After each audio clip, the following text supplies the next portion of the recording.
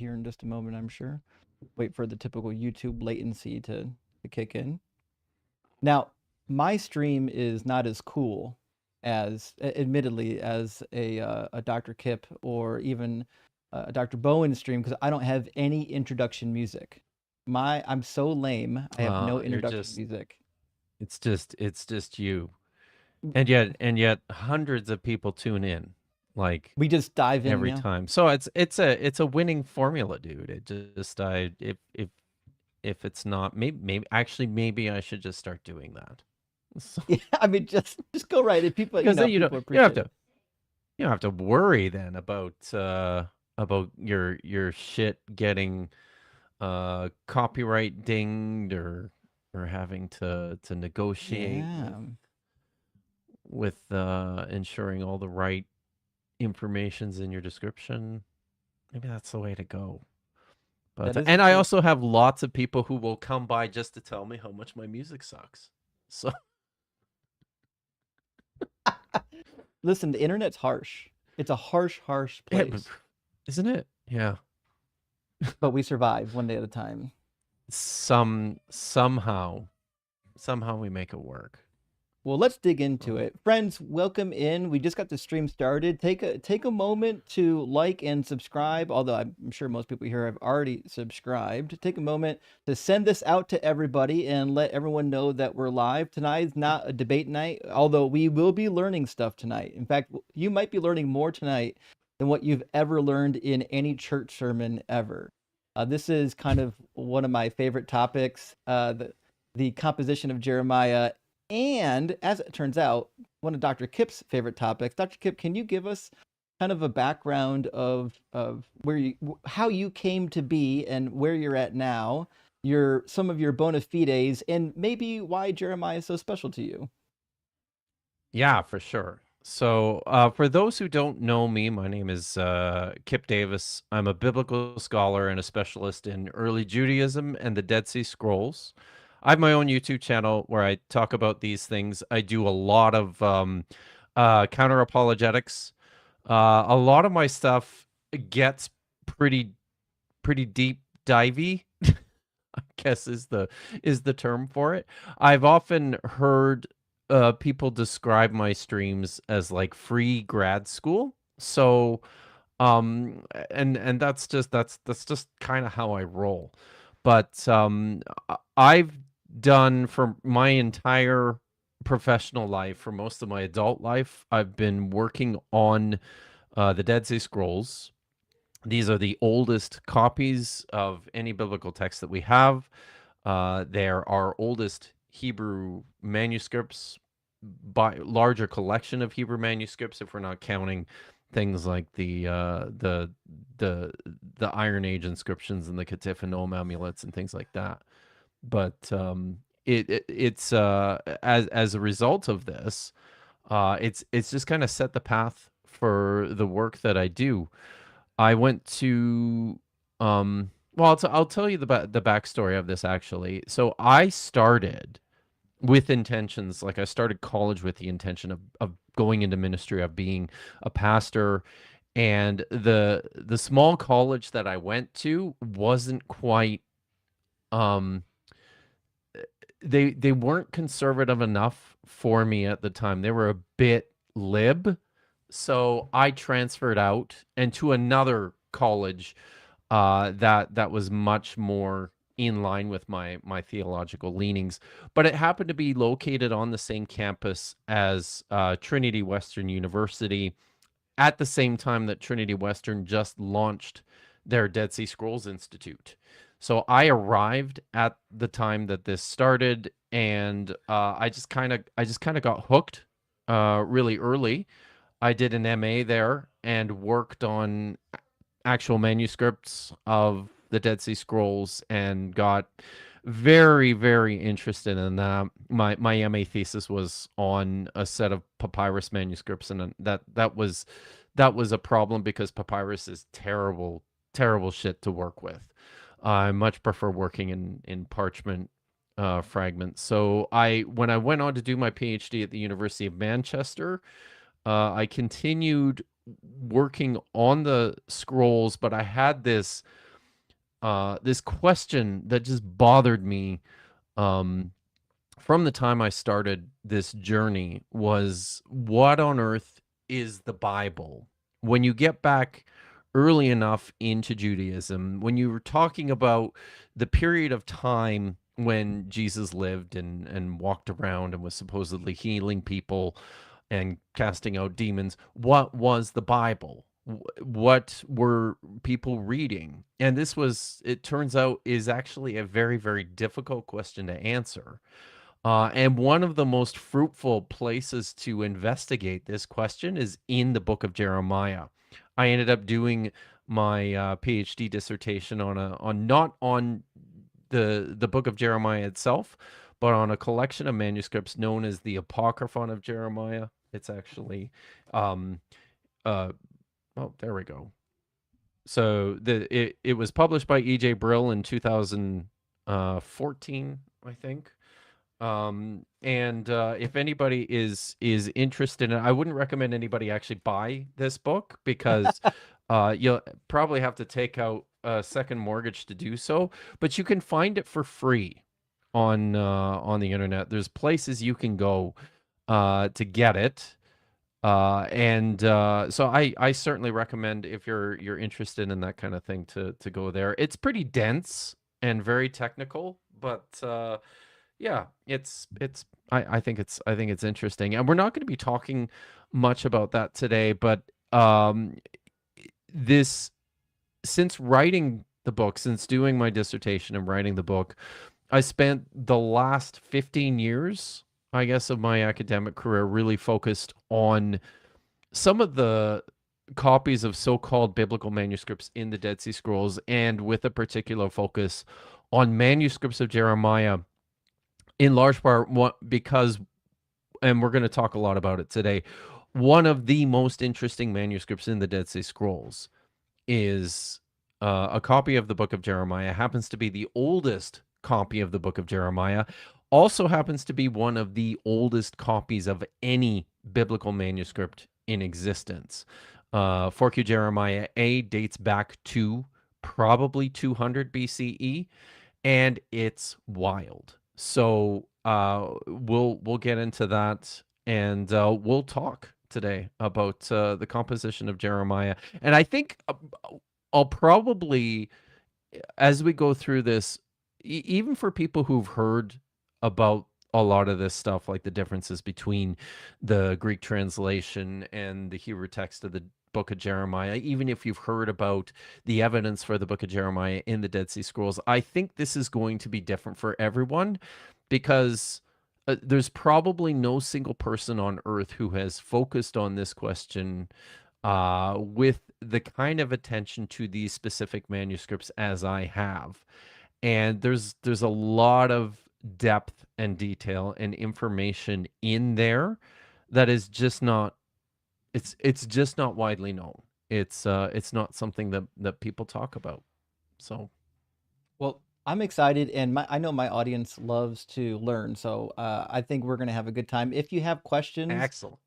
specifically for Dr. Kipp, you can super chat him. We'll grab him after we get done with the presentation. Before we get started, I want to do two things. One, I want to call to attention that there are links in the description of this video to get Dr. Kipp's latest book, to find his channel, and to support him on Patreon and others. I do highly recommend everybody, if you're not already following Dr. Kipp on YouTube, go ahead and drop him a follow. He's a wealth of knowledge. And if you ever wanted to know more about the Hebrew Bible, this is the individual that you need to follow. And also support him on Patreon. He's an independent researcher, which means he's doing all this on his own. He's not being funded by a big university. So we want to make sure and support people in our community that are doing independent work. And with that, I want to kind of preview a little bit some of the questions. Dr. Kipp and I dialogued a little bit prior to this about kind of navigating the topic a little bit. So here's kind of a preview of some of the stuff we'll get to cover, and then I'll hand it over to Dr. Kipp. One of the questions is, how many people actually wrote the book of Jeremiah? Because like if you're in church, the way you're kind of told is like, well, Jeremiah wrote this book and now you have it in your hands. But that's certainly not the way things work. We're also going to look at like who was actually in charge. Like how did we get the book of Jeremiah? Did somebody go in and kind of collect these things? Like, how did we end up getting the document? And then is there like some kind of crossover with Jeremiah and the Deuteronomist and Deuteronomic history? I think for some people that are interested in the documentary hypothesis, this will kind of pique some of your curiosity. Also, what's the deal with the difference in Jeremiah laid out in the Hebrew Bible versus laid out in the Greek? Anyone who's looked at Jeremiah in the Greek Septuagint will notice that the chapters don't align. There's differences. There's missing stuff here. There's added stuff there.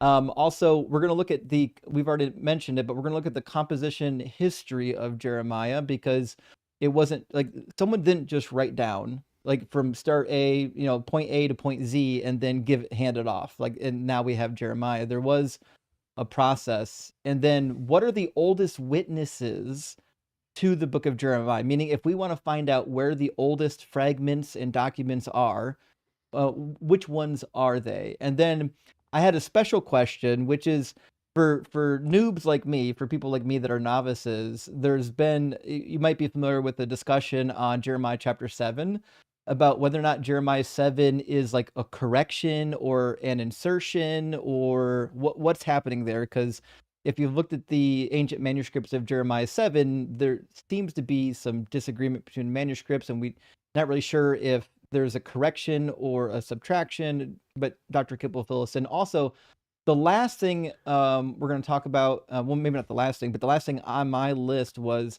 are there any like linguistic features within the book of Jeremiah that would help us to understand approximately when it might have been written or when certain parts of it may have been written? And the example that I give is like, if we read an English text and we see the word skibbity, we know immediately that it can only go back so far, because skibbity came into our vocabulary at a particular time. And so I'm curious to see if there's any good linguistic features of the book of Jeremiah that would help us kind of navigate putting it into a particular time frame. And so with that, I think we'll probably cover more than what I've just got listed here, because Dr. Kipp has a pretty extensive presentation. And with that, I'm going to hand it over to Dr. Kipp. By the way, I noticed somebody posted in the chat that the book link doesn't work. Oh, no. So if I'm just, I was thinking too, where's the chat here? I can also just grab it. And this is a private chat box here, right? Yeah. It shouldn't matter. There we go. So I'm looking at the yeah, interesting. It's the I see the link here. If you post it in here, I'll just go ahead and copy it real quick into the description. into the chat. Perfect. Yep. I got it. Do you see it there? Okay. Yeah, I got it. I'll update the link right now. Right. And Sweet. then that was the one that I grabbed from, and it's a little weird, right? Because I'm in Canada, so everything defaults to the Canadian Amazon store. I don't know if that makes a difference or not, but that could be. But it is in there now, friends. Okay, good. But even if you just type the title of the book into Amazon, you'll find it. It's called God's Propaganda, pulling back the curtain on what the Bible wants you to see. So yeah, I think just to start, and I got very excited when Justin asked me to do this, because I can fucking talk about Jeremiah all day long. And it is just because it's so damn cool, and I probably got carried away. But you know what? That's what scholars do when we get passionate about something, when we get really interested in something, when it's in like your wheelhouse. It's just it's like blood, it's like oxygen. So the I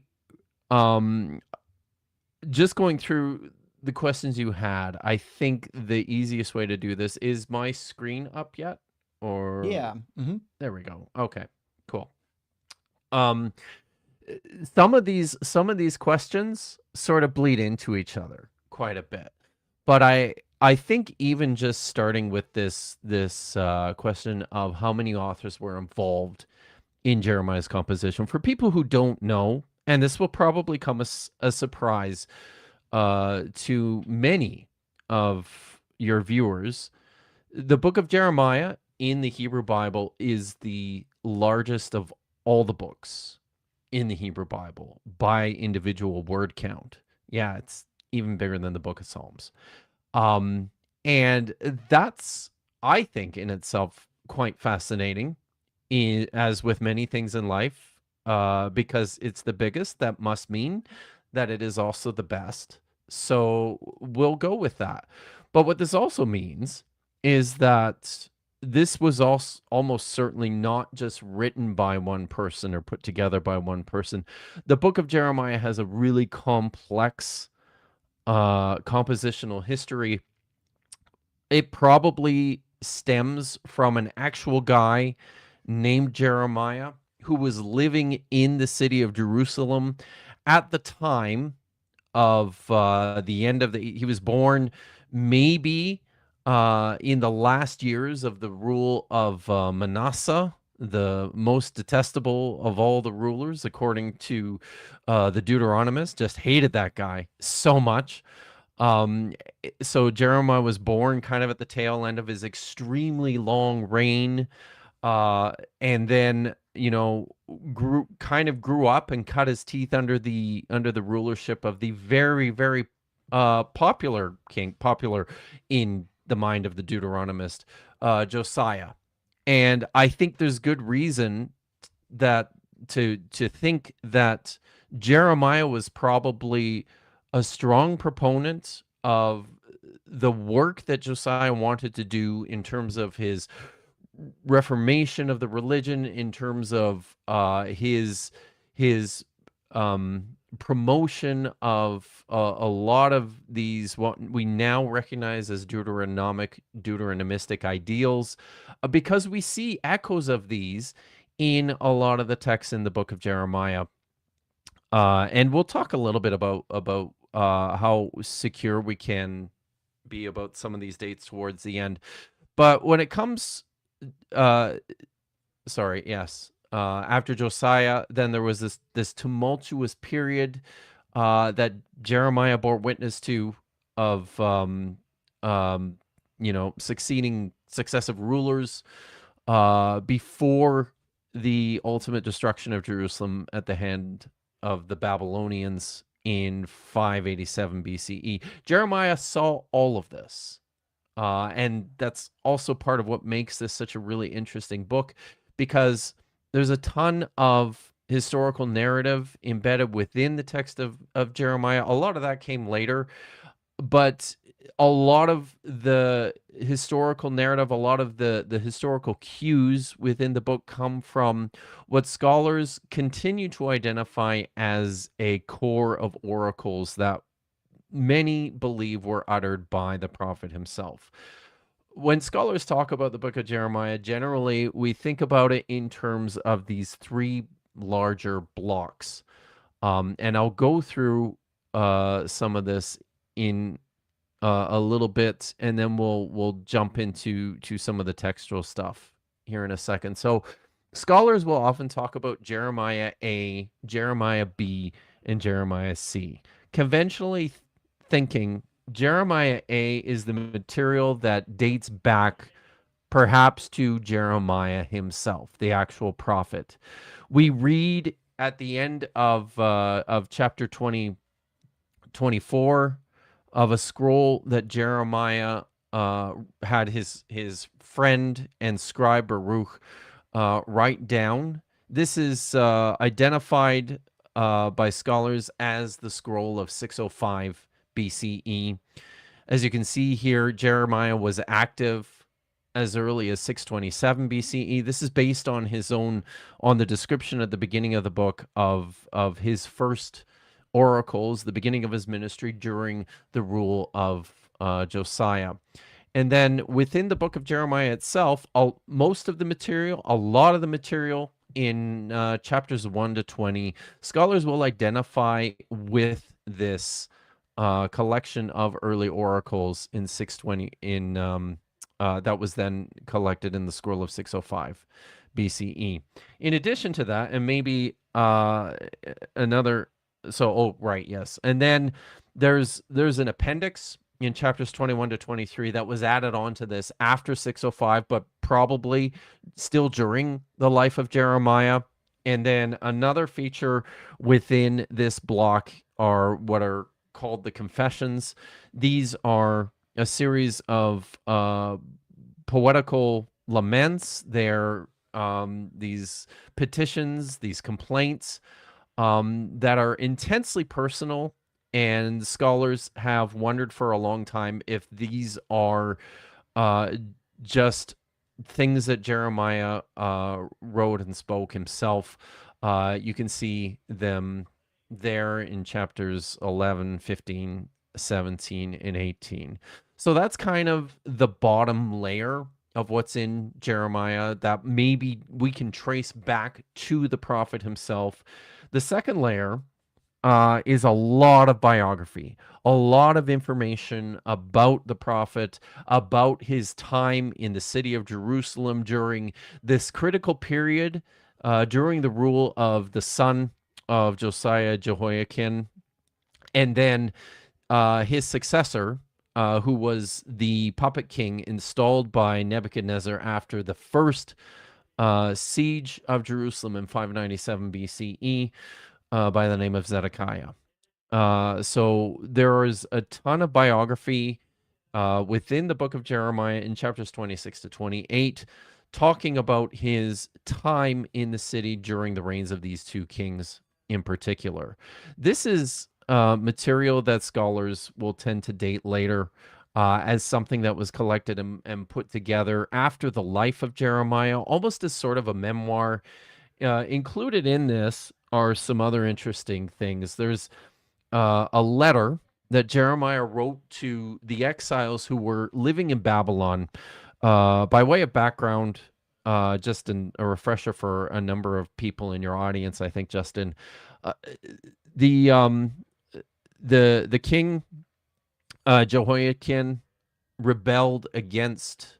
Well, he saw that the Babylonians were coming in strength. They were increasing in power with the end of the Assyrian Empire, and they came to in an effort to expand their influence. They started marching down south towards Egypt, and Jehoiachin quite unwisely, perhaps, decided to ally himself with the Egyptians against the Babylonians, and that did not work out for him. The Nebuchadnezzar besieged the city of Jerusalem. He was still the crown prince at this time. His father Nabopolassar was the king in Babylon. He besieged the city in 597 and then exiled Jehoiakim was killed at some point during the siege, and his son Jehoiakim, who was 18 years old at the time, was basically put on the throne when his father died and Nebuchadnezzar was beating down the gates. So this poor kid then had to deliver the surrender to this mighty king from Babylon, and Nebuchadnezzar rounded up everyone in the royal family, everyone of some influence in the royal quarter, and huge numbers from the priesthood, and just sent them off, took them all back to Babylon with him.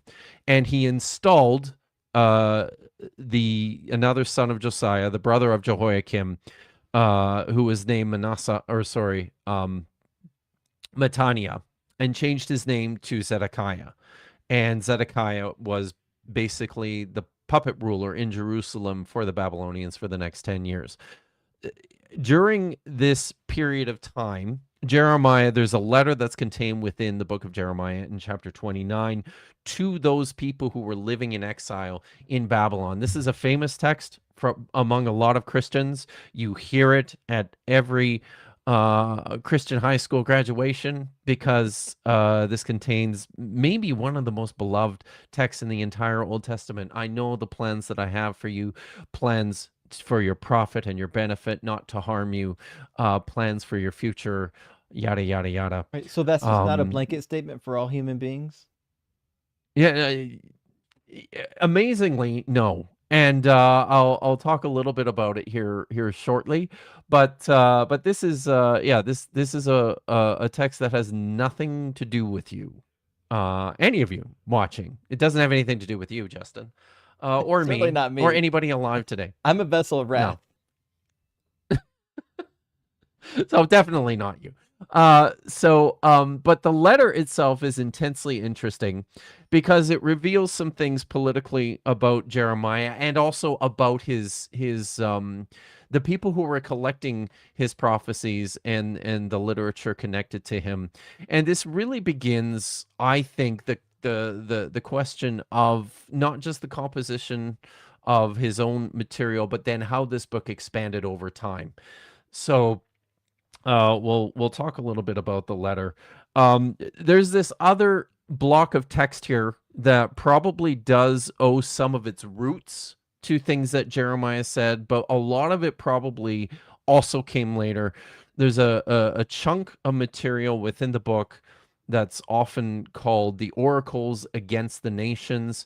It's a series of prophecies uttered to Egypt and Edom and Moab and Babylon, among a few other smaller places in the area, predicting their doom at the hands of the Babylonians and ultimately at the hands of Yahweh. So this is also included in kind of this later second redactional layer. And then finally, at the last stage of development in the book of Jeremiah, somebody who was extremely fond of the book of Deuteronomy, who was very much in line with the program of the Deuteronomists that we see from in the books of Joshua through to the end of Second Kings.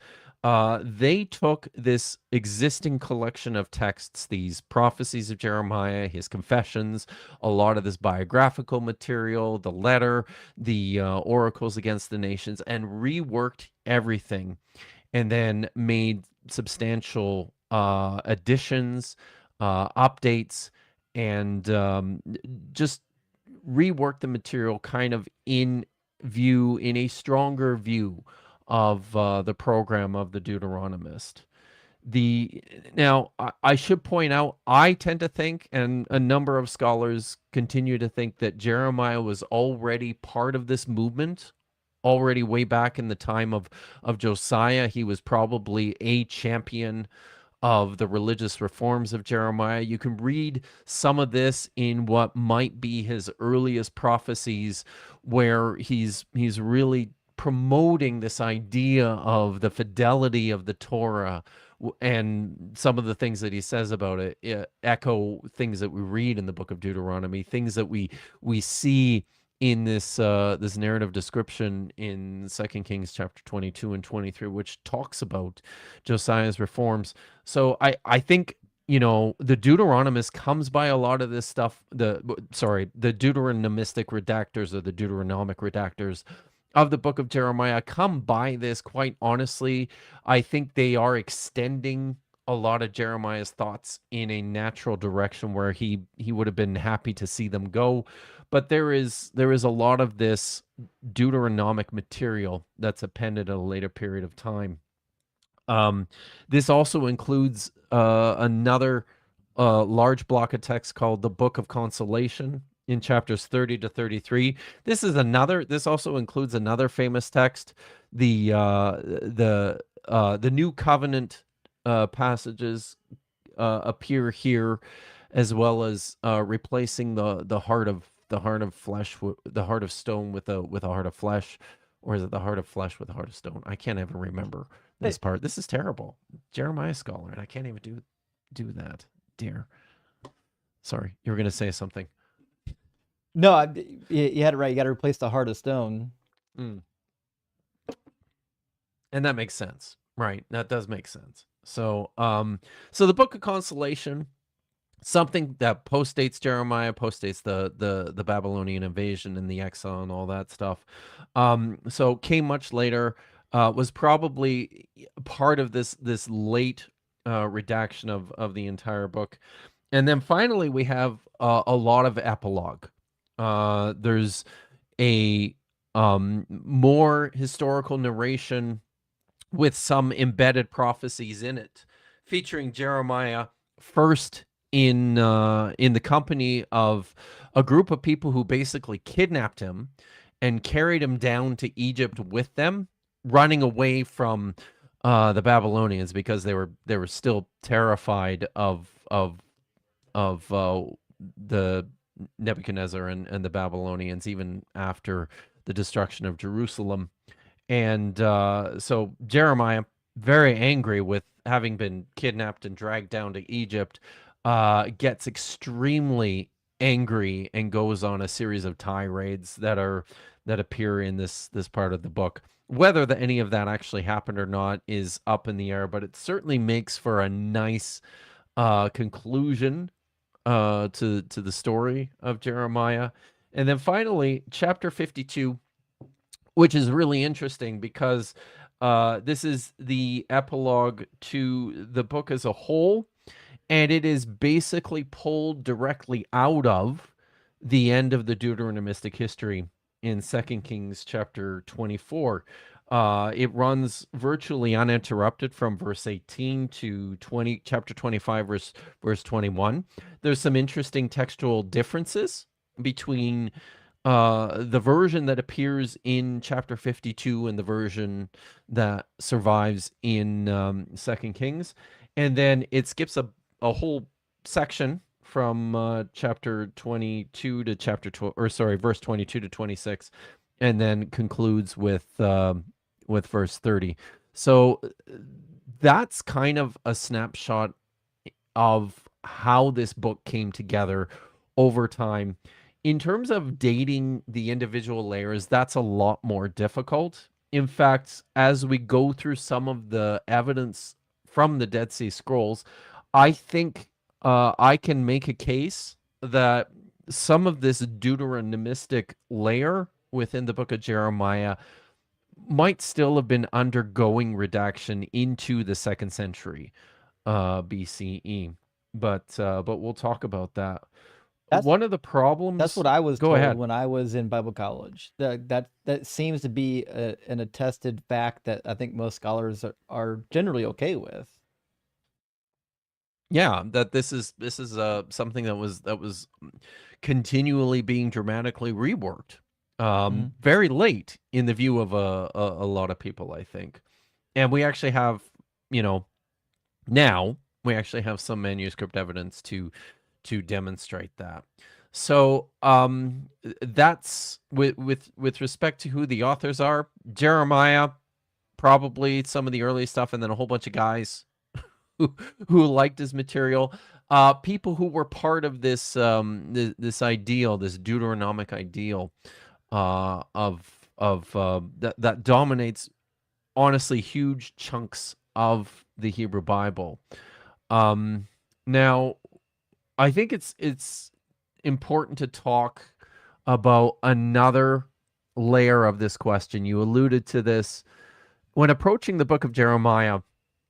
Not only is it a difficult book to navigate in the first place, just because lots of the individual pieces that I pointed out already don't flow naturally together. There's no obvious connections sometimes between the seams of where some of these begin and end, and even within the material itself. The beginnings and endings of some of Jeremiah's oracles are not obvious. Lots of these things seem to have been thrown together without much in the way of an organizing principle that we recognize. And this maybe is most clearly demonstrated in the dramatic differences that we've seen between the version that survives within the Masoretic text. That's the standard Hebrew version of the Bible that we know from medieval manuscripts, such as the Leningrad Codex and the Aleppo Codex, which date from the 9th or 10th century CE. We also see some examples of this text in the Dead Sea Scrolls. We have copies of the Masoretic, or something like the Masoretic text in the Dead Sea Scrolls for the book of Jeremiah. But then the Septuagint translation, the Greek translation of the book, is 13% shorter, which is a big chunk when you're talking about the largest book in the Hebrew Bible. And it appears in a dramatically different order. So just very quickly to show you what this looks like. Chapters 1 through 25, verse 14. This is, you'll recall, sort of the first, what I identified as the first layer, maybe the part of the book that we can more reliably tie to the prophet himself. This seems to have been relatively stable. There are certainly parts in this this chunk of the first half of the book where there are additions by that appear in the Masoretic text that don't appear in the Septuagint, and I will pull up a couple of examples of those in a minute. And then also, both the Septuagint version and the Masoretic version end with chapter 52, although as you can see, there's chunks missing from the Septuagint's version of this at the end of Jeremiah. But then after chapter 25, verse 14, you've got this. So I've decided to illustrate this using the Masoretic ordering of material, because this is what most people are familiar with. Our English versions of the book of Jeremiah are based on the Masoretic text. So you can see here, I've color-coded this as well. Everything in yellow is running in the Masoretic order from chapter 25 through chapter 45, is mostly these historical narratives and prosaic prophecies, not entirely. Also includes things like the letter of Jeremiah and the book of consolation. And then at the end of our versions of the book of Jeremiah, as you have in this kind of aquamarine color here, are the oracles against the nations. And in the order in which they appear in the Masoretic text, they start in Egypt, and then there's an oracle to Philistia, and then Moab, and then a bunch of short ones to Ammon and Edom, Damascus, Kedar, Hatzor, Elam, and then two very long oracles leveled against Babylon. Now, when it comes to the Septuagint, it's basically rearranged a bunch of this material. Instead of ending with the oracles to against the nations, it begins, and as you can see, the order there is also different. The first oracle is to Elam, and then Egypt, then Philistia. Then you've got the two large oracles against Babylon, and then Ammon, Kedar, Hatzor, Damascus, and Moab. And then it follows with this larger chunk of yellow text. But there again, you can see that there are lots of places. For example, in chapter 27, you're missing verse 7, verse 13, verse 17, verse 21. In chapter 29, the letter of Jeremiah that he writes to the exiles, you know, after the first exile of 597 BCE, you can see there that there's a big chunk of text from verse 16 to verse 20 that's missing altogether. So there's several places throughout the Septuagint version of the book of Jeremiah that have this abbreviated, truncated text. The question for scholars for a long time was whether or not the Masoretic version was expanding or the Septuagint was contracting. For a long time, right, scholars looked at the Greek translation and just said that the translator just got all of this wrong. In fact, when I was still, I was in my PhD program, but just started, I met a pastor from another church that was visiting the church I was attending at the time.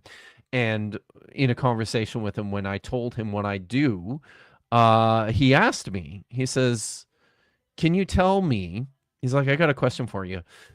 Can you tell me how it was that the Septuagint managed to mess up the book of Jeremiah so badly? This was sort of the conventional thinking at the Hmm. time, that this Greek translation was just a mongrel, that it was just a big mess, and nobody should take it very seriously.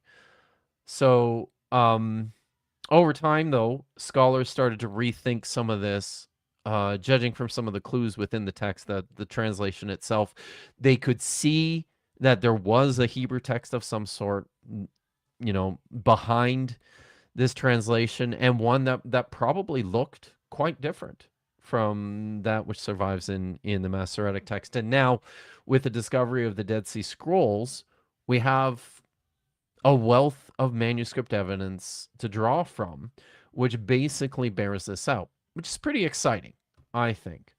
So we're gonna move into the manuscripts in a minute, and maybe I'll go through a few examples of these differences between the Septuagint version and the Masoretic version of the Book of Jeremiah, and then maybe we can pause if you've got any questions or anything about this first part of the presentation, Justin, before we jump into the manuscripts. Yeah, We for can do sure. that. I think it's So important too, like when we look at the difference between the Masoretic and the Septuagint, is like is the question still unanswered in some cases as to whether or not the Masoretic was building on the tradition, adding to the tradition, or yeah, perhaps um, did the Septuagint? Are there some cases where it's clear, like the Septuagint contracted? I'm thinking like there's a couple cases in Job where it takes right. some Hebrew parallelism and it smushes two sentences into one Oh, sentence. look, I mean, except the Greek translation of Job is a nightmare. Um, It's pretty rough. And the reason it is because I'm fairly sure whoever was translated, the book of Job in Hebrew is like fucking ridiculously hard. Probably the most challenging Hebrew in the entire Hebrew Bible. And the reason for that is because the writer is uh like he's trying almost to outdo himself in how pretentious and um what's so like he's trying to make this sound super elegant but also really really old. Mm-hmm. So it's kind of like Joseph Smith's Yes. um version of Book of the Book of Mormon. Mormon, right? His when he wrote the Book of Mormon in English, he tried to make it sound like King James English. Right. Uh so the writer of the Book of Job in Hebrew was trying to do something like that, but to like amped up to 11. And so when most readers encounter this text, they want to blow their brains out because it's like it's just a nightmare. Half the Hebrew words in the book of Job are hapax legomena. So these are words that appear only once in the entire Hebrew Bible, and lexicographers are still for a lot of them just kind of throwing their hands up and going, I think it means this, but I don't really know. It's probably means this. So yeah, Book of Job. So understandably, when the Greek translator hit the Book of Job, he was like, Like who knows? I I don't know. So I just don't know. And would literally skip over like huge chunks because he didn't know what to do with it. Just right. no clue.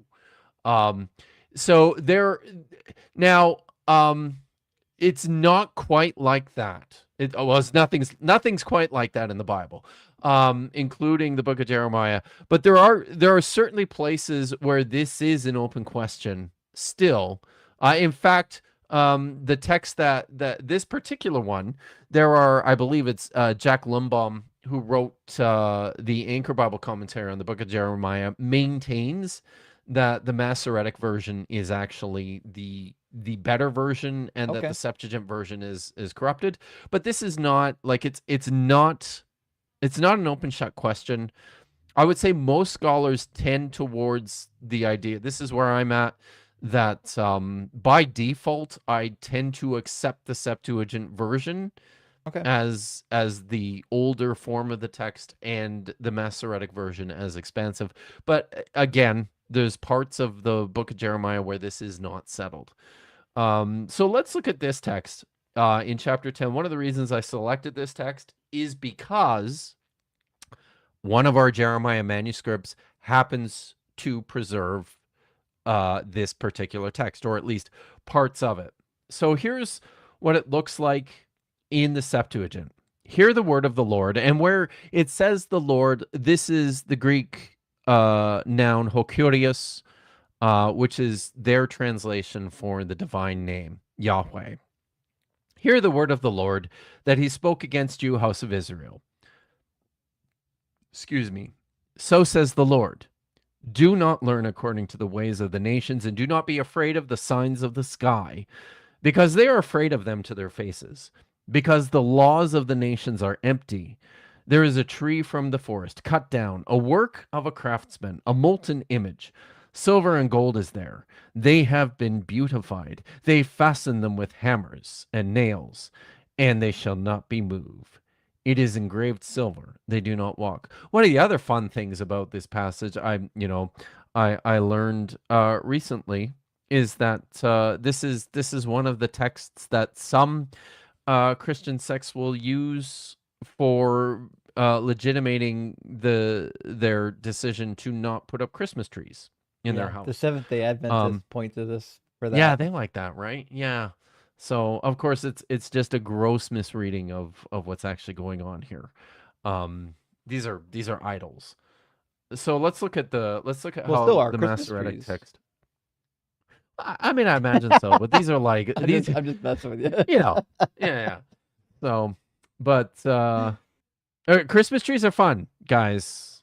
I haven't put mine up yet, but I intend to. Okay, so here's how the text appears in the Masoretic text. Hear the word that Yahweh speaks to you, house of Israel. So says Yahweh, do not learn according to the ways of the nations, and do not be terrified of the signs of the sky, because the nations are terrified of them, since the laws of the people are a breath.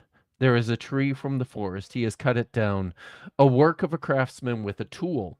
In silver and gold he has beautified it. With nails and hammers they secure them, and it does not stagger. It is engraved silver. They do not walk. Yeah, and you can see here, like they're quite similar. This is verses 1 to 5, by the way, the first part of verse 5. You can see they're very similar. There's nothing altogether out of the ordinary yet when it comes to this text. But then the Septuagint continues. Beaten silver will come from Tharsis, gold from Mophaz, and a hand of goldsmiths, works of craftsmen all.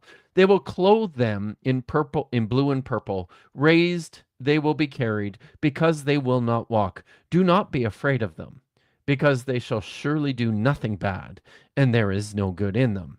Thus shall you say to them, gods who did not make the sky and the earth, let perish from the earth and from the beneath the sky.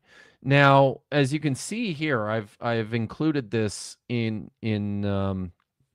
the top here. This is actually, according to the Masoretic version, following this chunk from verses 1 to 5a, we now have a sentence from verse 9 and then the rest of verse 5, and then everything from verses 6 through 10 missing, and then finishing with verse 11. So everything's been jumbled around here. This is what it looks like in the Masoretic text. So this is verse 9. This is the rest of verse 5 that follows. They are like a scarecrow in a cucumber field. That's a part that just doesn't appear anywhere in the Septuagint version. They do not speak, they must be carried, for they cannot walk. Do not be afraid of them, since they cause nothing bad, neither is there anything good about them. So there you have verses 10 and 11. Or sorry, there you have verse the rest of, no, that's the rest of verse 9. And then here is this large addition, this huge chunk that's been added to the Masoretic text. And I think as I read this, you'll start to hear, even just in the English, you can hear a difference in the voice compared to what is in the Septuagint version. There is no one like you, Yahweh. That kind of came out of nowhere. You are great. Your name is great in power. Who is not afraid of you, King of the nations? It is your right, because in all the wisdom of the nations, in all their kingdoms, there is no one like you. They are stupid and dumb. Every one of them. Their discipline is vacuous. It is a piece of wood. Hammered silver is bought from Tarshish, gold from Upas.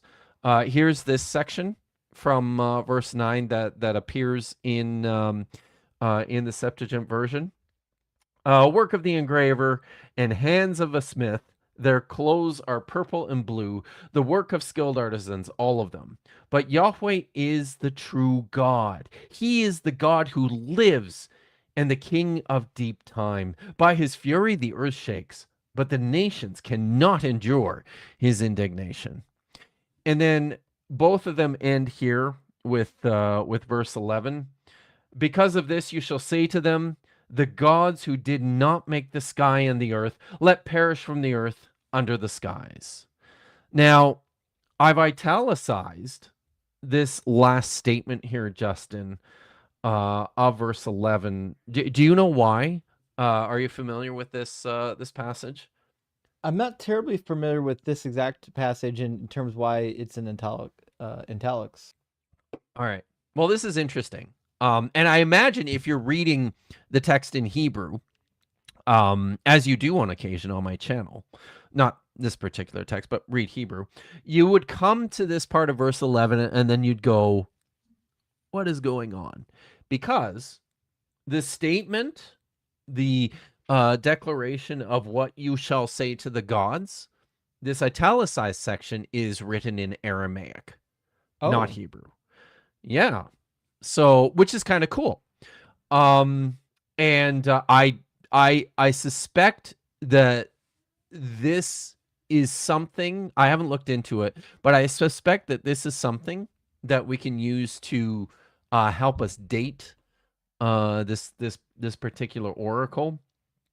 Aramaic became much more common among the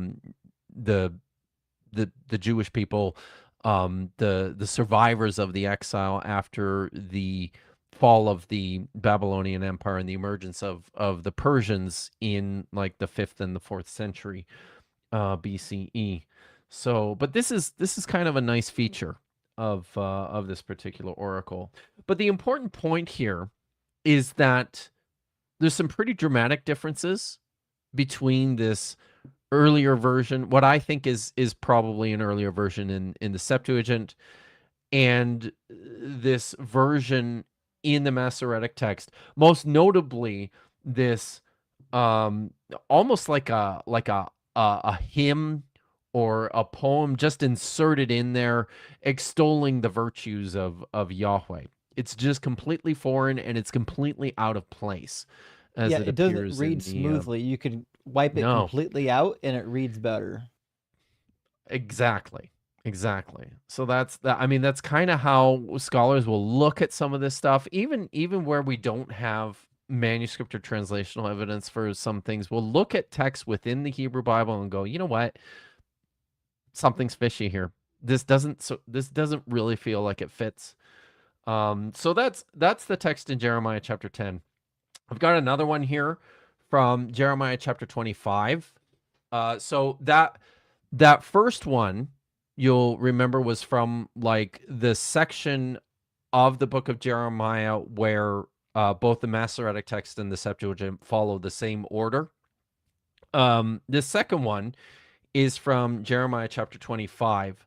Now, importantly, this is, excuse me, um,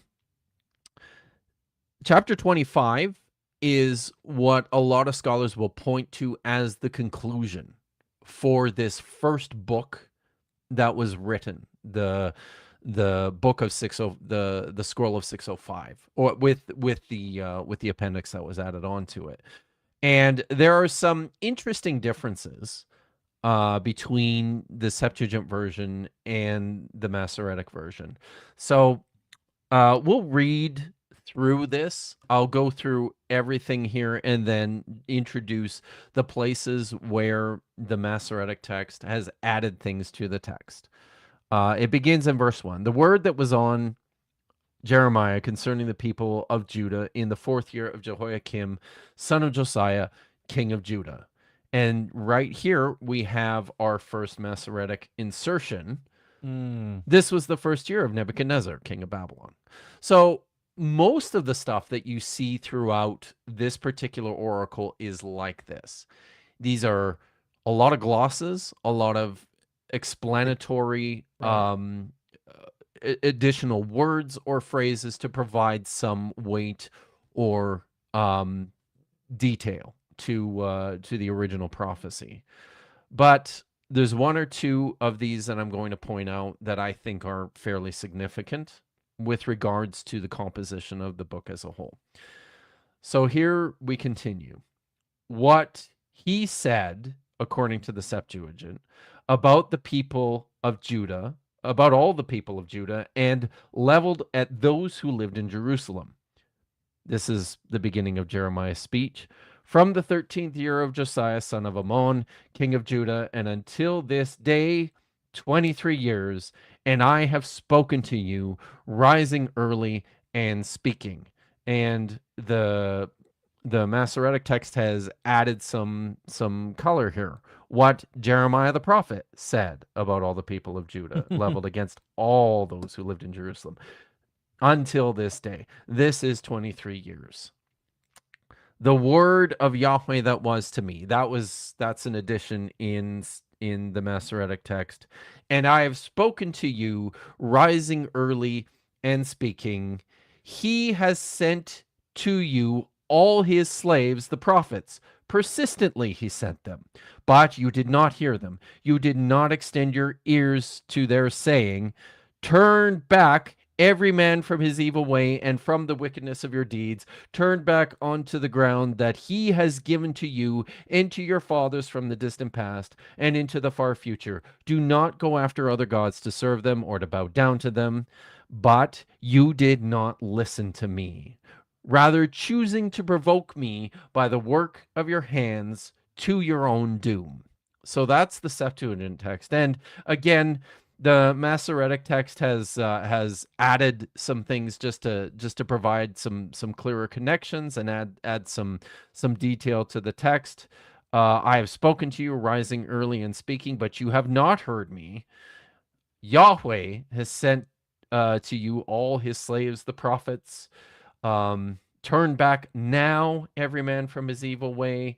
Turn back onto the ground that Yahweh has given to you and to your fathers, and so on and so forth. Do not go after other gods and serve them or bow down to them. Do not provoke me by the work of your hands, and I will not bring evil down upon you. So everyone can see this, right? Where these insertions appear. I think we've got one more here. This is the frequently recurring expression throughout all the Hebrew prophets is this term Naom Yahweh, an oracle of Yahweh. It's like it's like an introductory or a concluding clause that prophets will throw in there to tell you this is the statement that Yahweh is making to you. So then it continues. Now then, this is what Yahweh has said. The Masoretic text adds this term, Tsebaot, Yahweh of armies. because you would not hear my words. See, I am the one who has stretched out, and I will take all the clans from the north, and I will bring them unto this land and unto its inhabitants against these nations round about. And here, the Masoretic text has added this important clarifying phrase that doesn't appear in the Septuagint. This is an oracle of Yahweh, and for Nebuchadnezzar, the king of Babylon, my slave. Of course, the I'm my gonna, slave. yeah, and that's an important feature, and I'm gonna come back to that here in a second. And I will bring them onto this land and against its inhabitants, against these nations round about. I will make them a cherem offering. I will completely destroy them, in other words. I shall Hmm. designate them for horror, for hissing. This is supposedly where the expression whistling past a graveyard occurs. Mm. It's thought that this is something that people would do in their mourning practices in cemeteries and among tombs. This hissing. This is why you see this quite often in these prophetic texts. Ruins for all time. Then I shall extinguish from among them the voice of joy and happiness, voices of the bride and groom, milling and lamplight. The entire land shall be a wasteland, and the nations will be enslaved 70 years. And as you can see here, the so this is what I'll finish this up then. Then the fullness of 70 years I shall inflict upon this nation an oracle of Yahweh. I shall set him up for a wasteland for all time, and I shall bring against this land all my words which I spoke against it, everything that is written in this book. What Jeremiah prophesied against the nation of Elam. So in the Septuagint version, remember that I said that chapter 25 is what lots of scholars think is the conclusion of this Hmm. first edition of the book of Jeremiah. So this is what we see in the Septuagint version. It says that everything is written in this book. Which This is you the would say book, at the right? end, like Revelation Yeah, 22. the conclusion of the book. And then uh, we have the very end of verse 13 here in the Septuagint is this introduction to the first of the oracles against the nations. What So it sounds Jeremiah like a clean prophesied. break. Yeah, yeah, it really does. So let's look and see at how the Masoretic text changes this. So you've got a bunch of these clarifying statements, the sound of milling and lamplight. This entire land shall be for ruins, a wasteland, and these nations will be enslaved by the king of Babylon 70 years. I hope you can sort of see there's one of the features of this particular oracle, one of the features of the Masoretic version of the book of Jeremiah is to set some of the focus on the nation of Babylon Right. and in particular on Nebuchadnezzar. So you see this here as well. So this is an oracle of Yahweh, their guilt, and upon the land of Kasdim or the Chaldeans. That's in the Hebrew. It's Kasdim. This is the term that's always translated as Chaldeans in your English texts. And then remember, because the Masoretic text has shifted the oracles of the nations all the way to the end of the book, they've changed this section entirely. Oh, So wow. this is what Jeremiah prophesied against all the nations, for they also shall be enslaved by many nations and great kings, and I will retaliate against them according to their deeds and the work of their hands. So this is, this is how a lot of the redactional material throughout the book of Jeremiah appears. But I want to draw some attention to this statement here in where it says where the Masoretic writer here has added this statement regarding Nebuchadnezzar, the king of Babylon, my slave. Very interestingly, this term, Aved, which means slave, is applied to Nebuchadnezzar here as well as two other places in the entire book of Jeremiah. Also, so there's one place in chapter 27, verse 6, it says to serve him, that is the king of Babylon. Then it also appears in chapter 29, the letter of Jeremiah. It calls the king of Babylon my slave. And then also in chapter 43, verse 10. And every single one of those instances is a Masoretic text plus, meaning That that makes a it lot doesn't more appear sense. in the Septuagint. There's no place in the Septuagint version of Jeremiah where Nebuchadnezzar is ever identified as the slave of Yahweh. And I think that's significant.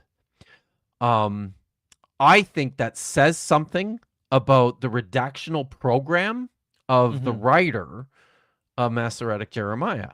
There's this stronger focus, like I said, on Babylon. One of the things that I think comes through much more clearly in the Septuagint version of Jeremiah is this stronger focus on how much Jeremiah really, really hates Egypt. Like he really hates Egypt a We lot. got carried away there. What's that? He got carried away over there. I mean, Yeah, exactly. And that's, I mean, and that's a big part of his problem for getting carried away there in the first place. Is it's the last place he wants to be. Really, he hates Egypt. One of the reasons for this is, politically speaking, Jeremiah was probably viewed by Nebuchadnezzar, by the Babylonians, as a sympathizer, and probably viewed by members of the administration, first of Jehoiakim and then later of Zedekiah, as a collaborator, because they're trying to realign themselves with the Egyptians, right? And Jeremiah is standing here going, this is the worst thing you could do. Fuck those guys. We hate them. They're terrible. And the Septuagint version of the book of Jeremiah, this really, really comes out much more clearly. The way the material has been rearranged, and with some of these sorts of editorial insertions within the Masoretic version to steer the focus much more clearly, closely onto Babylon, sort of mutes that feature of the book of Jeremiah, I think. So, I've got one more for you, and then we'll get into the manuscripts. yeah. And I'm pulling this one directly, actually, out of my book. So, in chapter Link 4, in the description if you want the book, friends. yeah, I think it's a good book. So, but, I don't know what else you're supposed to say after you write a book, except that I think it's and importantly, this one is affordable. Some of the other books that I have written are less affordable. So, yeah. So I'm just going to read this. So this is from chapter 4, where I'm talking about the ways in which the Bible is manipulating earlier sources and earlier texts. With major editing taking place after the Babylonian exile, these sources were now circulated anew in constellations of ideas, themes, events, or personalities, and formed the foundation of even more later literary compositions. When some of the texts were revised, they were distributed in new versions, while the older ones were still current. This is what happened in the book of Jeremiah, where an older version was translated into Greek into what we now call the Septuagint, while the updated version continued to be copied in Hebrew in the form of the Masoretic text. Both versions contain a letter that Jeremiah is said to have written to the first exiles, those who have been taken to Babylon after Nebuchadnezzar's first siege in 597 BCE. Jeremiah's letter was written to warn those living in Babylon about their allegiance to Yahweh and to remind them of the permanence of their new living situation. But at several points in the letter, an editor has made some significant changes. So let's look at this first as it appears in the Septuagint that I have translated from the Greek text in the left column. And I've got the numbering there as it appears in the Greek version. So this is Septuagint Jeremiah chapter 36 verses 10 to 14. The Lord said, "When 70 years are completed for Babylon, I will visit you and I will fulfill my word to you by bringing your people back to this place. So I will make a plan of peace for you and not to give you these evils. And you will pray to me and I will hear you. So seek me out. You will find me because you will seek me with all your heart and I will appear to you." Um, there's other lots more interesting parts of the letter that are different in the Masoretic text and the Septuagint, but I really want to focus on just this section. Let's look and see how this uh, has played out in the Masoretic text, and this is where the famous version of this text in Jeremiah chapter 29, verse 11, that we all know appears. So says Yahweh, "Only when 70 years for Babylon are completed, I will pay attention to you. I will fulfill my good word to bring you back to this place. Because I know the thoughts I have for you, declares Yahweh, thoughts of peace and not of harm, to give you a future and hope. When you call upon me, go and pray to me. I will listen to you. When you seek me, you will find me, if you seek me with your heart, declares Yahweh." Um, but then the Masoretic text has a whole chunk of new information here. "I will bring you back from your captivity. I will gather you from all nations and places where I have driven you, and I will bring you back to the place from which I caused you to be carried away captive." If you're missing it, it's kind of on the nose here. The Masoretic writer wants everybody to be sure that those Babylonian exiles are coming back to Jerusalem. I'll just read this last paragraph that I wrote here in the book. "As with a number of the Hebrew Bible texts, this new version in the Masoretic text is expansive. It is not only longer and more precise, but the audience itself has changed. Pick up on this. It's changed with the passage of time. The older version is a fairly general promise about the return to Jerusalem that was offered to those who had left as captives and were living in Babylon. However, the new text promises that returnees to Jerusalem would come from all nations and places where I have driven you. This is a message beyond the strict confines of Babylon, but now rather delivered to Jewish diaspora communities across the Hellenistic world after the 4th century BCE, in Egypt, in Persia, in Syria. A careful survey of the two texts together reveals to the observant reader changes in setting and interests, which also reflect back on matters of ultimate concern.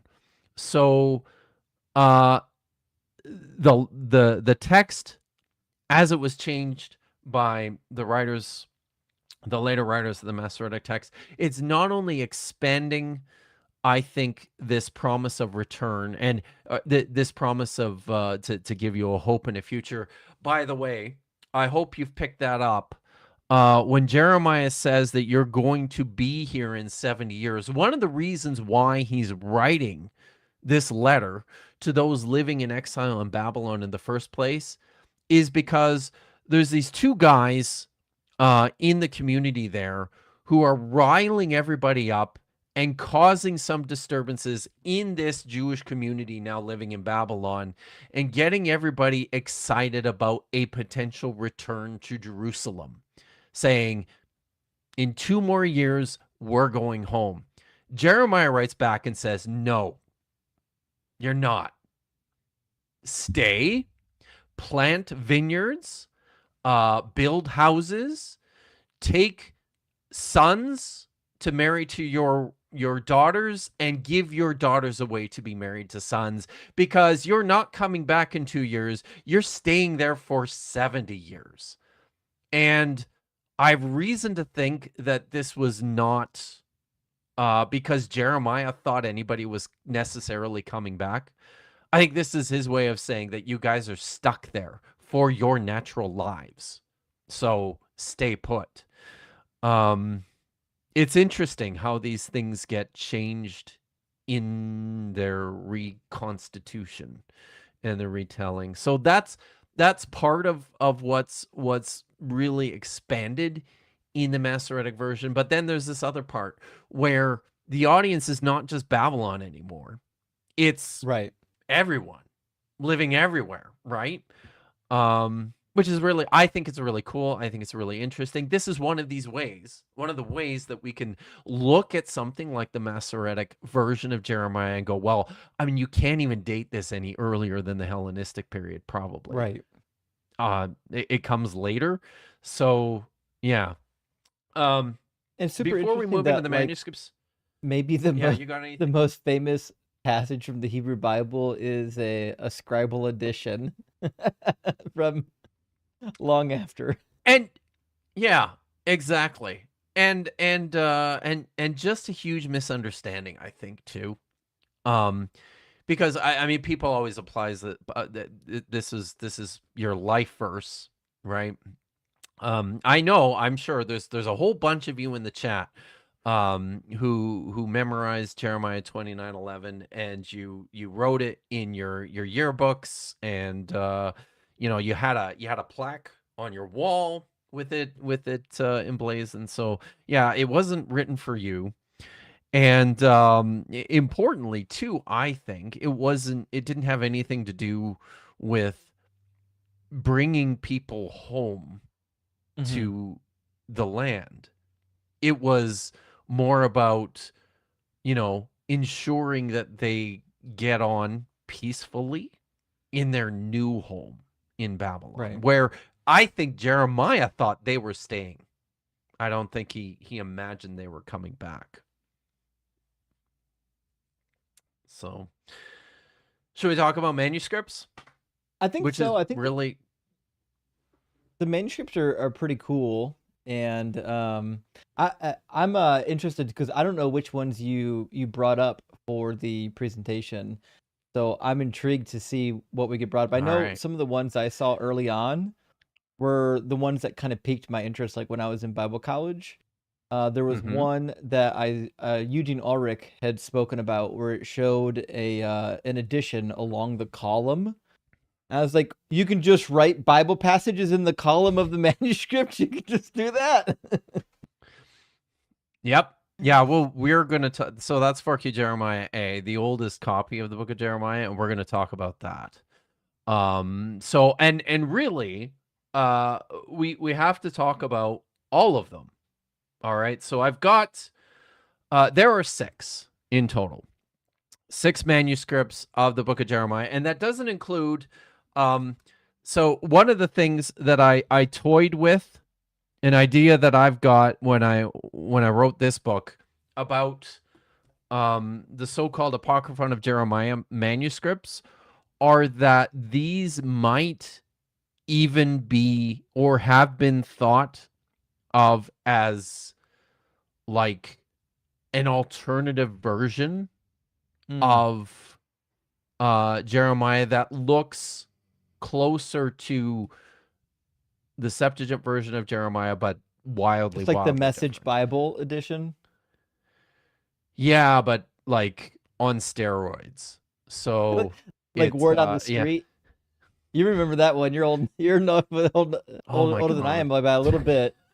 If you remember Word on the Street, Oh my god. Was that was for the kids, wasn't it? That was it like was. I think it it was was first like released in the the edgy UK. hipster Bible. Yeah, yeah. So It was like yeah. the Gen Z Bible, but when we were younger. Yeah, the Gen X Bible, really. So right. So the of the 6 manuscripts, one was found in cave 2. Um And there are 11 caves in the in around Qumran, where most of the Dead Sea Scrolls were found. Numbered caves 1 through 11. This was cave 2. Most of the manuscripts were found in cave 4 out of, say, 900 individual manuscripts. Like 560 of them were all found in cave 4. Cave 4 is very close to the site. It's one of the closest caves to the site. It's a man-made cave. And the conventional thinking is that this particular cave was where they kept, it was like their library. It was like their stash of things that they read. So the way I've organized the material here, we're going to look first just quickly at what I think are the 3 most significant copies of Jeremiah, just in terms of the size. So first you've got 4Q Jeremiah A, which is classified by paleographers as archaic. We date manuscripts on the basis of the handwriting. This particular one exhibits what scholars call an archaic handwriting, which is dated to about the turn of the century, about 200 BCE.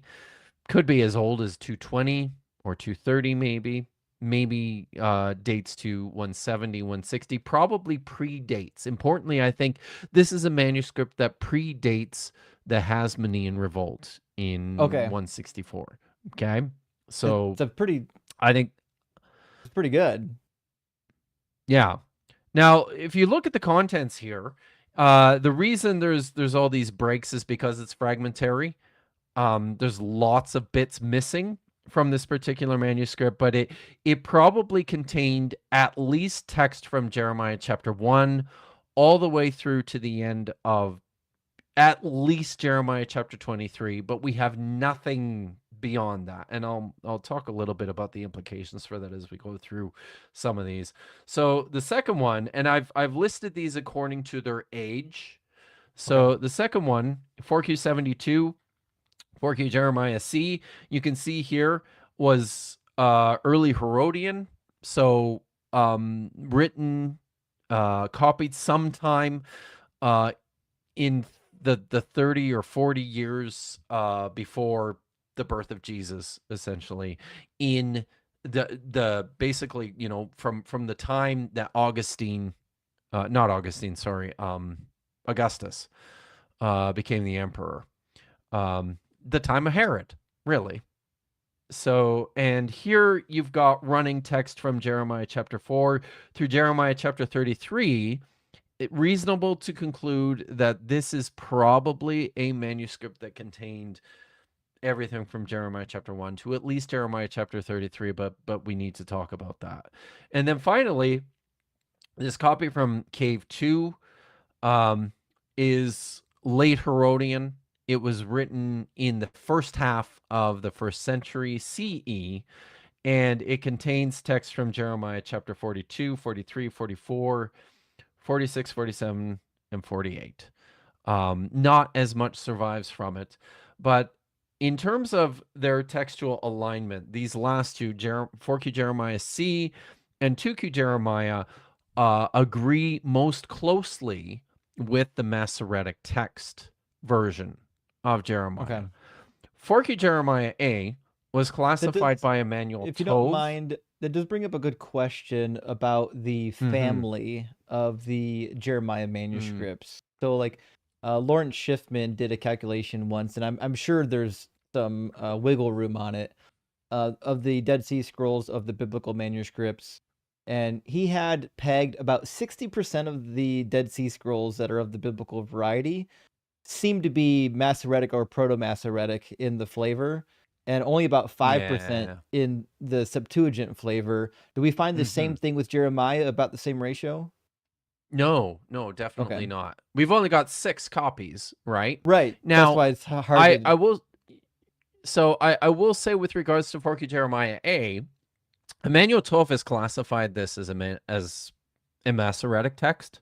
I think he's wrong, And I'll go through some of the reasons for that. This is a really really interesting manuscript. That just I mean, apart from the fact that it's so old, it's one of the, say, three oldest manuscripts in the Dead Sea Scrolls, along with a copy of the Book of Exodus and a copy of the Book of First Samuel. Forky Jeremiah is one of the oldest biblical manuscripts. Um, and then it's got this Scrabble feature that you already mentioned of, like, basically a whole paragraph of text that was just added in the margin. And then there's some other interesting corrections and textual anomalies that appear here as well that we'll talk about. So um, I say uncertain textual alignment because it's not clearly based on the Septuagint either. Okay. It could be a real mongrel.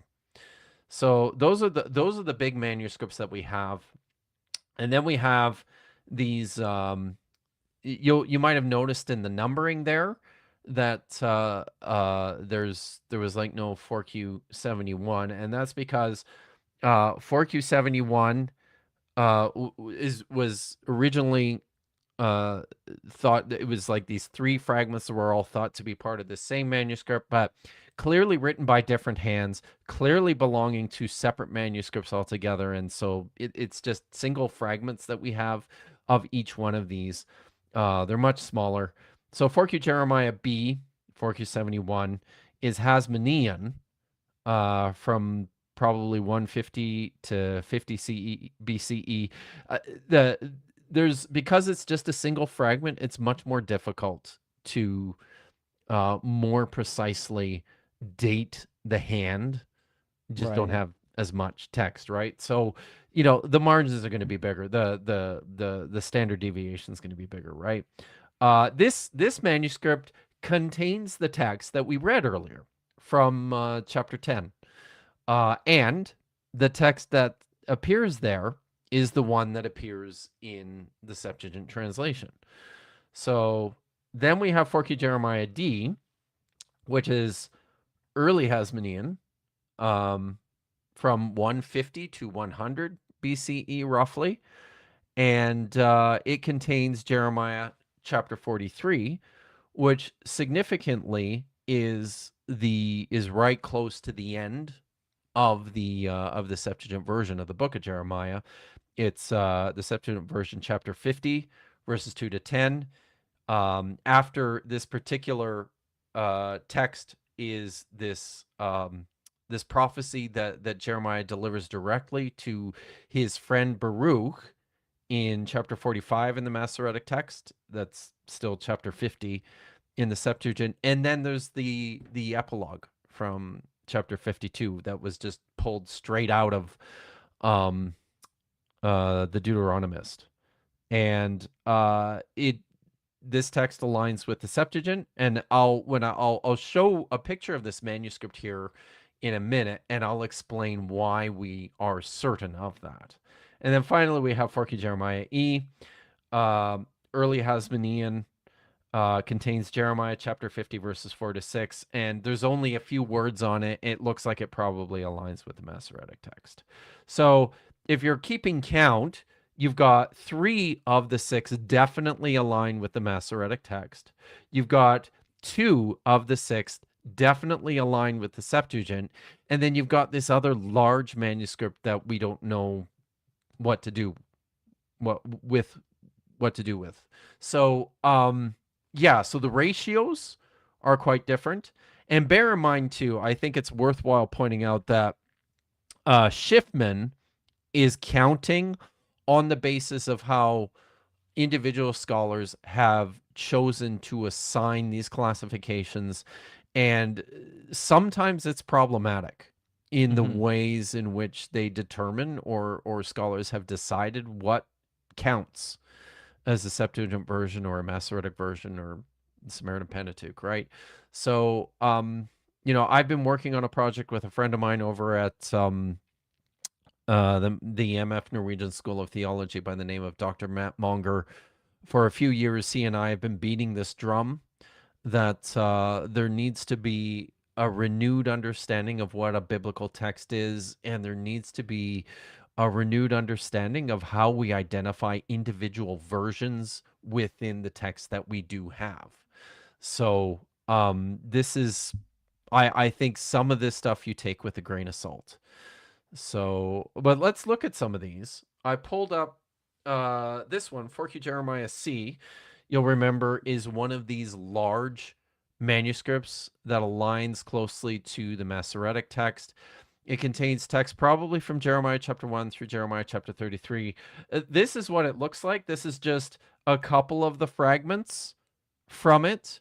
One of the things that you will notice, and this is sort of the thing that what I tend to do with this stuff is, I'm looking at all these blank spaces and trying to figure out how best to fill them in and to reconstruct them. So this is what my reconstruction of this particular manuscript looks like. Now, one of the other things you'll notice is at the bottom, there is a very large bottom margin, even by manuscripts in that we have in the Dead Sea Scrolls. Even by those standards, this is a large bottom margin. Usually, these large margins are reserved for very large manuscripts in their own right, like huge copies of things. So the supposition is pretty good. I think that this manuscript contained like was a copy of the book of Jeremiah proper, probably. Now I'll bring this up. This is from Emmanuel Tove's description that he published in his edition in DJD 15. He points this out. The total reconstructed length of the text up to 3320 on the basis of the average width of 11.5 centimeters per column. So he's measuring the width of each column and come up with this average of 11.5 centimeters. And then he's adding the average inter-column space size of 1.6 centimeters. And based on that calculation, he comes up with 88 to 95 columns of 18 lines between 9, and this would measure between 9.85 to 10.6 meters. Now, I'm not even sure. What is that? That's in feet for you Americans out there. Right. Yeah, because I keep forgetting you're in America's hat. You're in Canada. I'm in America's hat. So it's a kilometer that's is between like 0.8 miles. Hold on, let me do. I got to do a conversion. You go ahead. I'll leave the fun for you. 0.62. So 1 kilometer is 0.62 miles. So the kilometers. So I'm sorry, we're not doing miles. No, we're not. It's not miles long. Not kilometers. We want meters. Sorry, meters. 2 feet. Sorry, I'm so feet. There you go. Used to driving in Canada, not. Okay, so 1 meter is 3.2 feet. Yeah. Yeah. Okay. So 1 meter. So this is like 32 to 35 feet long. And to give you a sense of just how big that is, like 1Q Isaiah A, word for word, everyone should know this manuscript by now. 7.34 meters. So it's 20, that's like 28, 29 feet, right? The largest of all the Dead Sea Scrolls is the Temple Scroll, and it measures 8.14 meters. So what Tove is saying here is that this manuscript from chapter 1 through chapter 33 would measure between 9.85 to 10.6 meters. It would be the largest of all the Dead Sea Scrolls. And importantly, I think you'll notice it's only 18 lines and there's lots of space between those lines. It's not a very economical manuscript when you compare it to a bunch of others, but in the work that I and some of my colleagues do, we take a lot of these paratextual features, and we look at fragments and we try to reconstruct these in order to get a sense of what a complete manuscript would look like. And Tove goes on to say here, the reconstructed length of the entire scroll would be 16.3 to 17.6 meters, which would be a monster. Like you're That's talking huge. like 55 feet long. But It's wild that you they know, would I not utilize their white space more effectively, given how long it is. Yeah. So that says to me, and that the temple scroll is like this too. Like the temple scroll is massive. But the columns are only 22 lines on average. This one's 18 to 19 lines. So I think it's probably this is a manuscript that's probably quite a bit like the temple scroll in that regard. I think a very important manuscript just because it would have been extremely expensive to produce. And if you're very concerned about, it didn't seem like whoever paid for this scroll was very concerned that it was going to be gigantic. Is what I'm saying, right? Like they could have made it for a lot Right. cheaper, and they did not. Um, but what I will say is that I think it's very unlikely that this particular manuscript contain the entire book of Jeremiah as we have it. Right. I think it's much more likely that who knows where the book ended, but it probably didn't stretch all the way to the end of chapter 52, So the which is theory is interesting. based on the writing style and the way they utilize the scroll space. It's likely that this wasn't going to include all of Jeremiah, which is why they can be kind of um, haphazard with how much material they're using, because they might have only been Yeah. going to um, say the first section or even the first two sections, but not all the way to chapter 52. Yeah. And it's still gigantic, right? Like Right. even just based on the material we have, this would already be the largest of all the Dead Sea Scrolls. So it's a very I haven't done enough work on this particular manuscript. This is one of these ones that I intend to get to work on to do more. But yeah, it's just it's this is the kind of thing that I find that's really neat. Okay. So but let's talk about this one. For Jeremiah D, you'll remember this is just this single fragment from the early Hasmonean period that contains Jeremiah 43 verses 2 to 10, which is chapter 50 in the Septuagint version, right at the end of the scroll. And there's only a couple of, you'll see there's not much there. There's only a couple of places in this small fragment where there are Masoretic text pluses that are absent from this. Like, for example, right in the middle of the fragment, there's this would be 1, 2, 3, 4, line 5. It's really the first full line before those broken bits. Right. You can see Nebuzaradan on the right side at Gedaliahu ben Ahikam ve'et Yeremiah Hanavi, and that's all stuff that people can probably hear. This is Nebuzaradan and Gedaliah, the son of Ahikam, and Jeremiah the prophet. In the Masoretic text, it reads Gedaliah ben Ahikam ben Sadia. I think is the Shaphan is the it's Shaphan is the Scribal family. So that's missing from this fragment. But there's another really interesting and important clue here.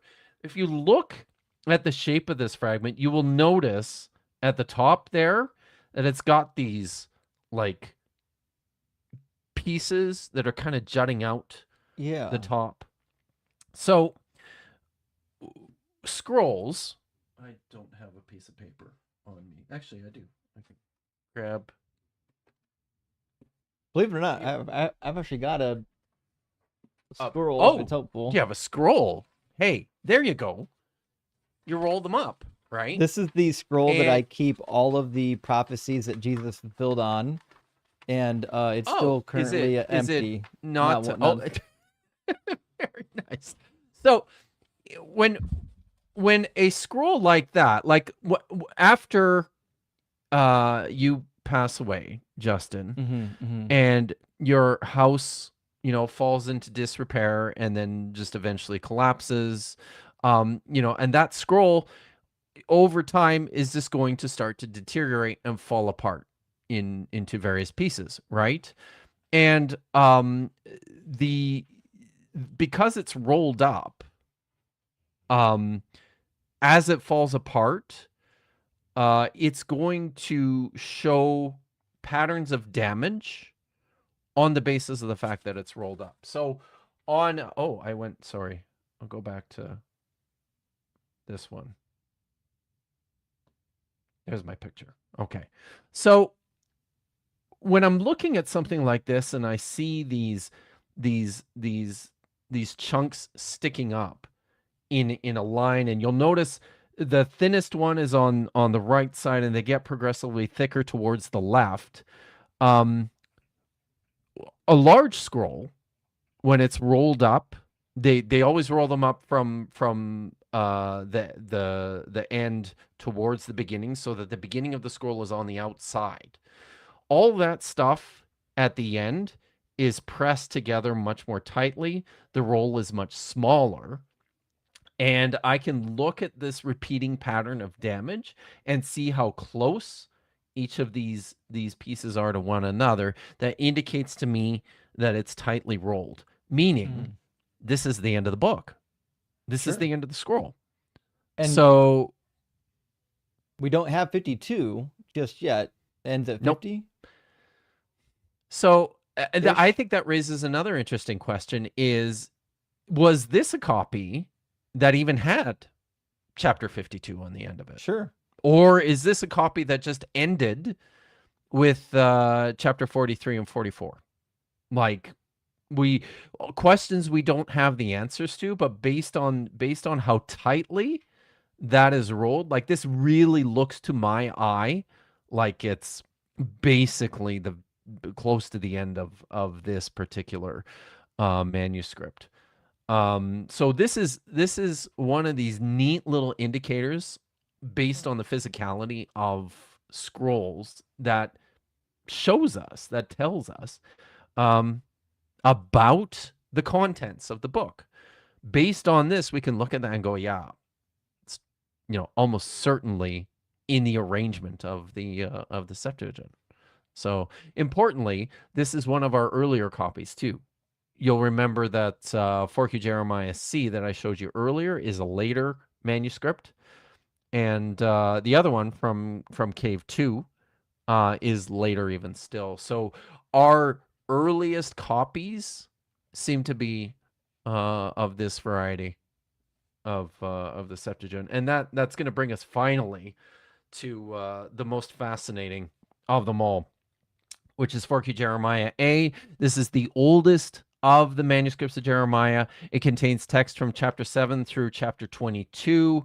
I've noted that the textual alignment is uncertain, and I'll get into a little bit of that. And we're going to start with this fragment. This is fragment 9, column 1. You talked about this. You've seen this picture before. What you have here, even if you can't read Hebrew, I think this is obvious.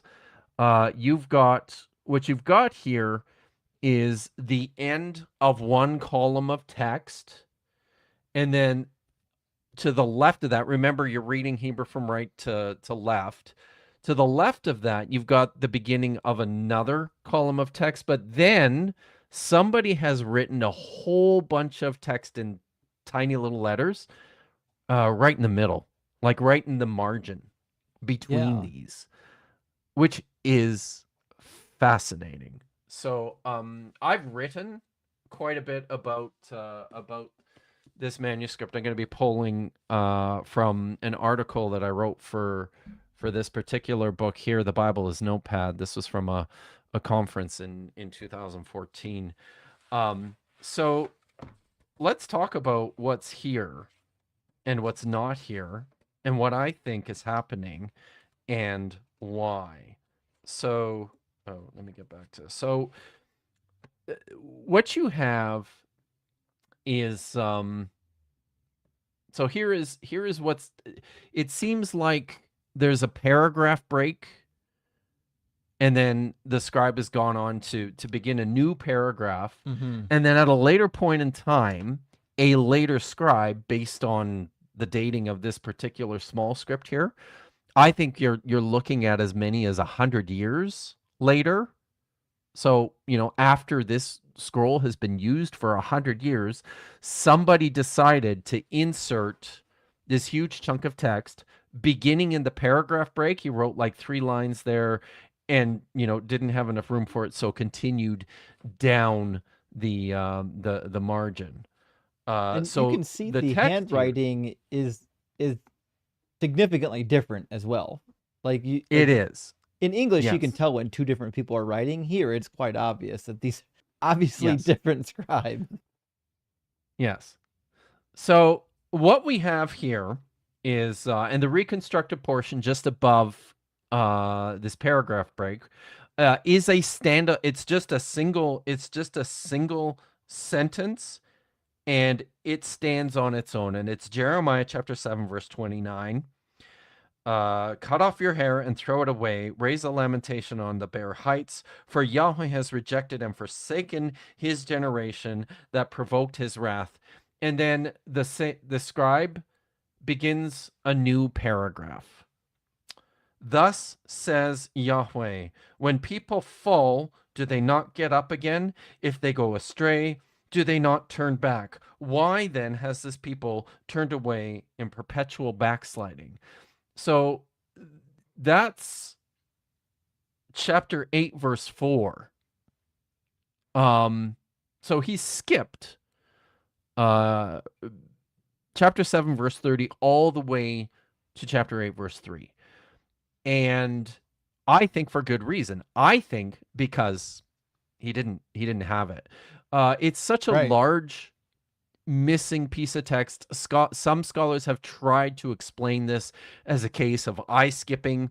I think that's nonsense, just because it would be like your eye skipping from here to here. like That's like a it just huge jump, it's even if you're fatigued. it's yeah, you're not going to make that kind of a mistake. It's difficult to explain apart from the fact that it was just missing, and the text reads pretty fluidly from the end of chapter 7, verse 29 into chapter 8, verse 3.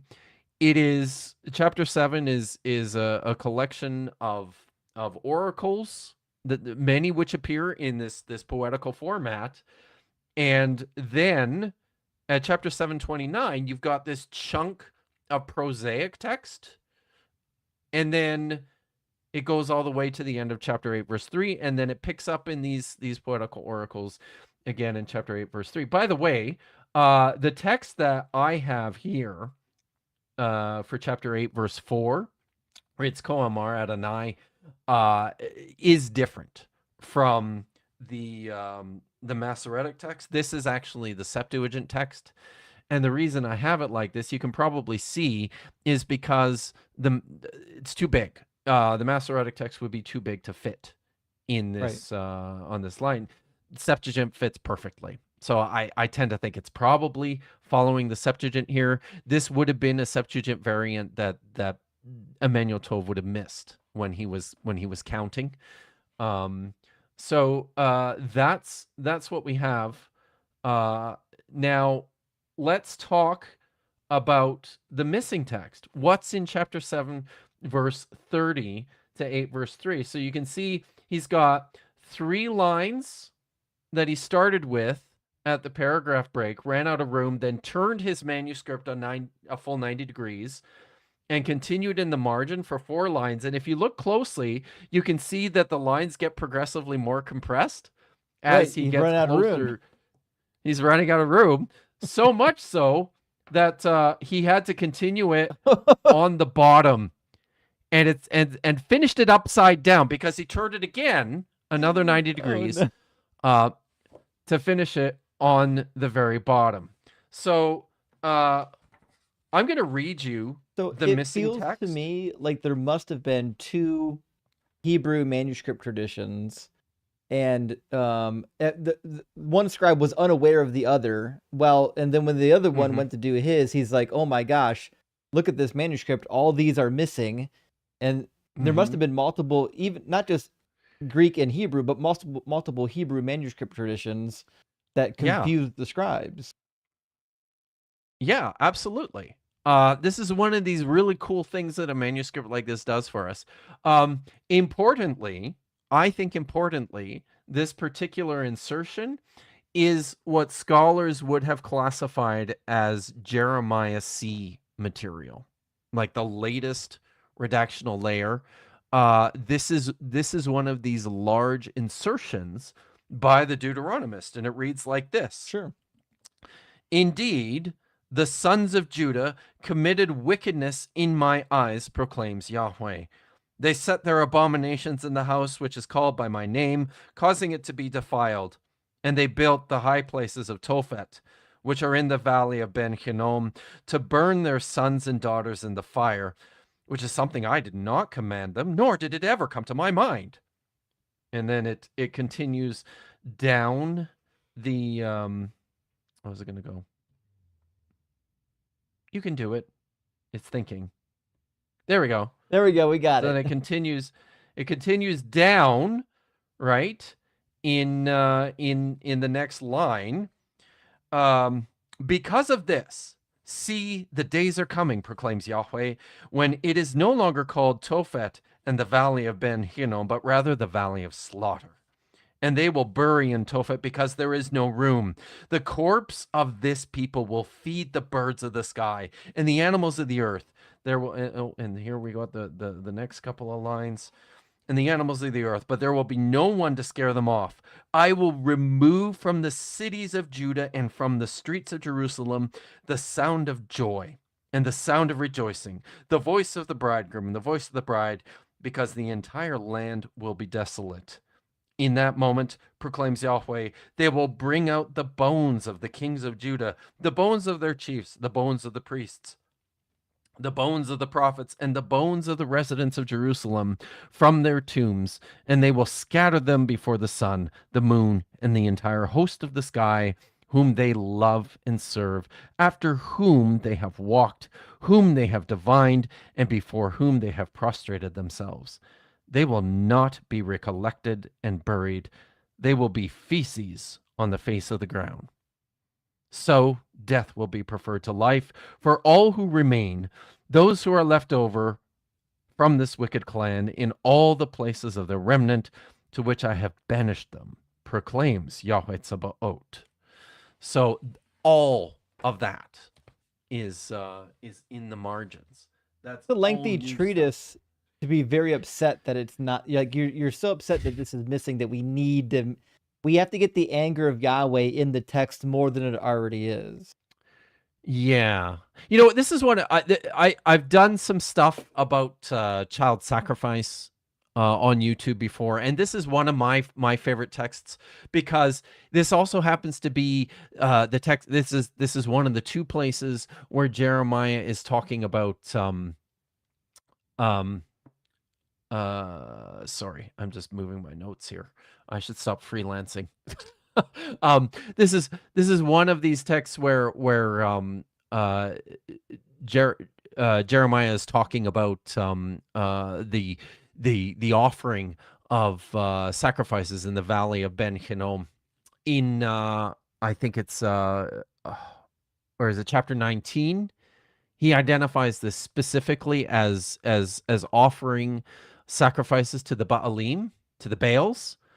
He doesn't say it here, but this is the same text where Yahweh doth protest too much.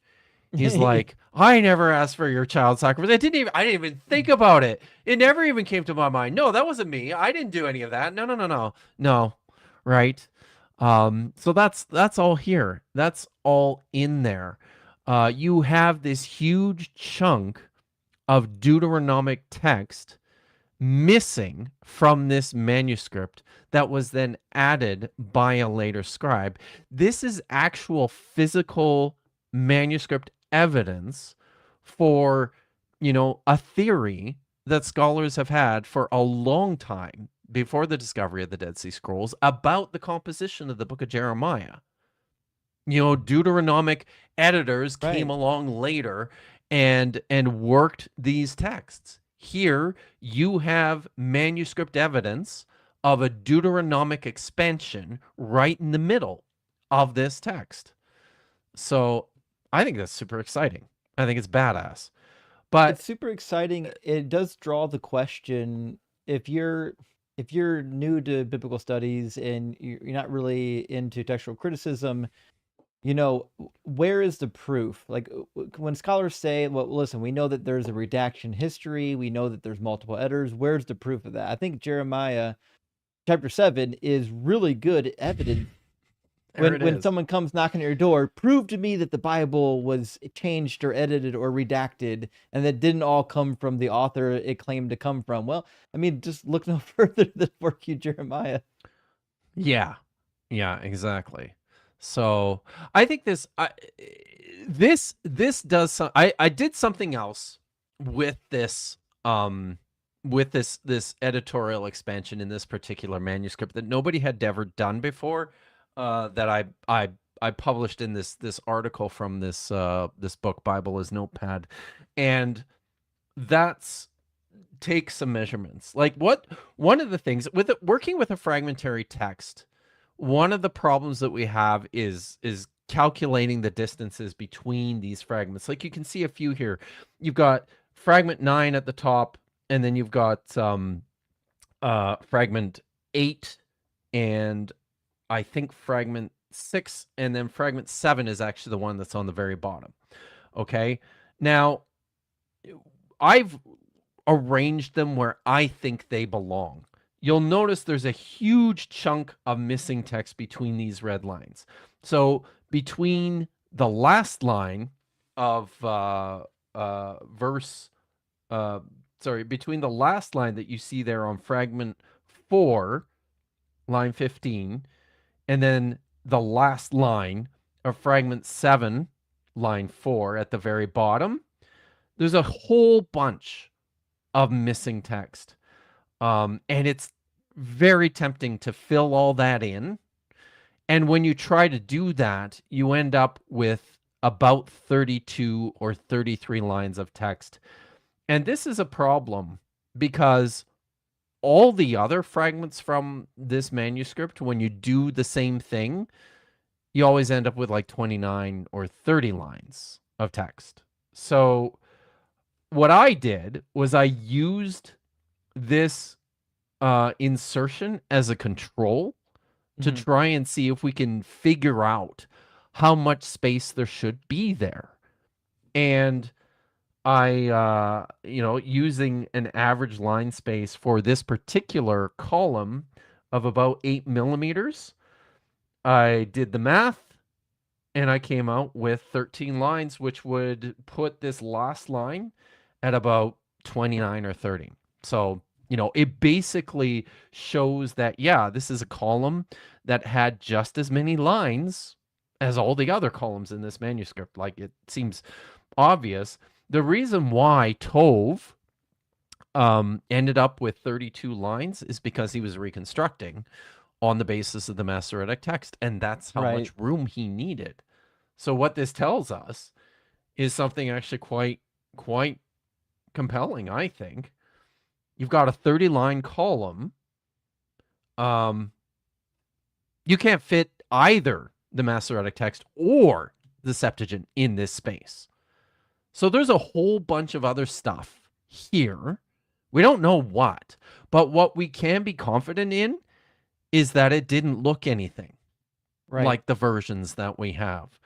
And I think that's fascinating. I think it's surprising, and it's super interesting. Um but I also think there's more, and this is where we come to the second column of this particular fragment. So what I did with the last picture was I just took I kind of cut off the most of the column beside it, just to focus on the insertion. But this is what it looks like. This is the rest of fragment 9. You can see the there's a whole second column here, and then a Hmm. couple of other smaller fragments, and my placement for them in the reconstruction. And this is something I've written about in another book. It's in this book, The Dead Sea Scrolls, and what is it? And the Study of the Humanities. I published an article in this book about uh, this second column, where there's a number of other very interesting textual features. I just need to pull something else up here for a Sure, sure. second. Um, because I have notes kind of all over the place sometimes. All right. So where was this is what I wanted here. Okay. So in the second column, we have text from chapter 9. Let me see if I got this right. Yeah. So uh, basically chapter 9, there's a section here from chapter 9 verses 11 to 15 that appears kind of in the middle of this text. I'm highlighting this right away just to show Hmm. you. You can see this word here, vayaven, which means and he understands. There's a scribal insertion here. There's a little letter that's been added. Probably just orthography, just the correction of a spelling mistake. Hmm. But the possibility here can't be dismissed that the scribe is actually correcting this from like a cal uh, Okay. imperfect verb to a hiphil imperfect verb, which that also doesn't really affect the way that we translate the text. But I think it's really interesting, and it's just another part of a lot of the stuff that's going on in this particular text. And I want to set our focus on chapters verses 11 to 15. First of all, it's important to get our bearings. So I did the work of reconstructing to see whereabouts our left margin is. Margins are really important when it comes to manuscripts, as we'll see. You need some sort of control on you can't just write forever. You come to the end of a page and you have to go back and start a new line. That's what's going on here. And it helps me figure out where to place these other fragments as well. So the first thing I want to focus on this section um, in verses 11 to 15 of chapter 9, and I'll just read it to you here. Who is wise enough to understand this? To whom has the mouth of Yahweh spoken, so that they may declare it? Why is the land ruined and laid waste like a wilderness, so that no one passes through? And Yahweh says, because they have forsaken my law that I set before them, and have not obeyed my voice, or walked in accordance with it, but have stubbornly followed their own hearts, and gone after the Baalim, as their ancestors taught them. Therefore, thus says Yahweh Sabaoth, Yahweh of armies, Yahweh of hosts, the God of Israel, I am feeding this people with wormwood and giving them poisonous water to drink. I will scatter them among the nations, and that neither they nor their ancestors have known, and I will send the sword after them until I have consumed them. So that's the text. And the first thing I want to draw your attention to is this letter here, which is notably small when compared to letters that appear elsewhere in the manuscript. It's only 2 millimeters tall when compared to the standard letter height, which is about 3 millimeters through this whole manuscript. Now, it's possible that the scribe is just writing that small, but something that we shouldn't dismiss is the chance that we're dealing with another scribal insertion, like something above the Right. margin here.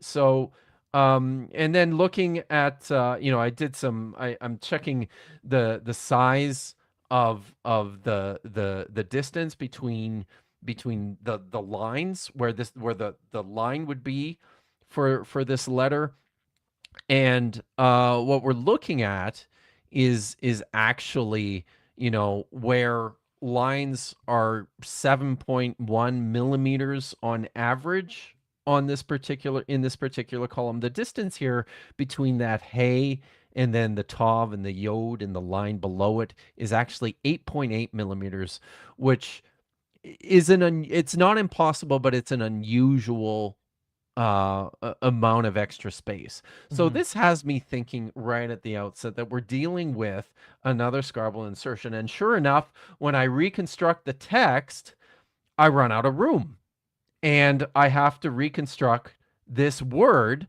avda above in the margin. So what's happening here, what this text says is that this is where is it here? Let me get back to the translation. The original, what I think happened is the original text said, to whom has the mouth of Yahweh spoken, so that they may declare it? Why is the land rooted? But it's an unnecessary word. It's not even it's potentially something that was not part of the original text. We don't know, but it is a possibility. So that's the first interesting thing about this fragment, but it is absolutely not the most interesting thing about this fragment. We're moving now to verse. What is that? I think that was verse 11. We're moving now to verse 14, which is here. What this says is, so says Yahweh Sabaoth, Yahweh of armies, um, the God of Israel. See, I am giving, or see, I am making them eat, making this people eat wormwood, or, this terrible, wormwood's like this terrible root, poisonous root, I think, isn't it? I know it's bad. And then he goes on to say, and I will make them drink bitter waters. So when I reconstruct this line, I've got everything up to, I will make this people eat wormwood.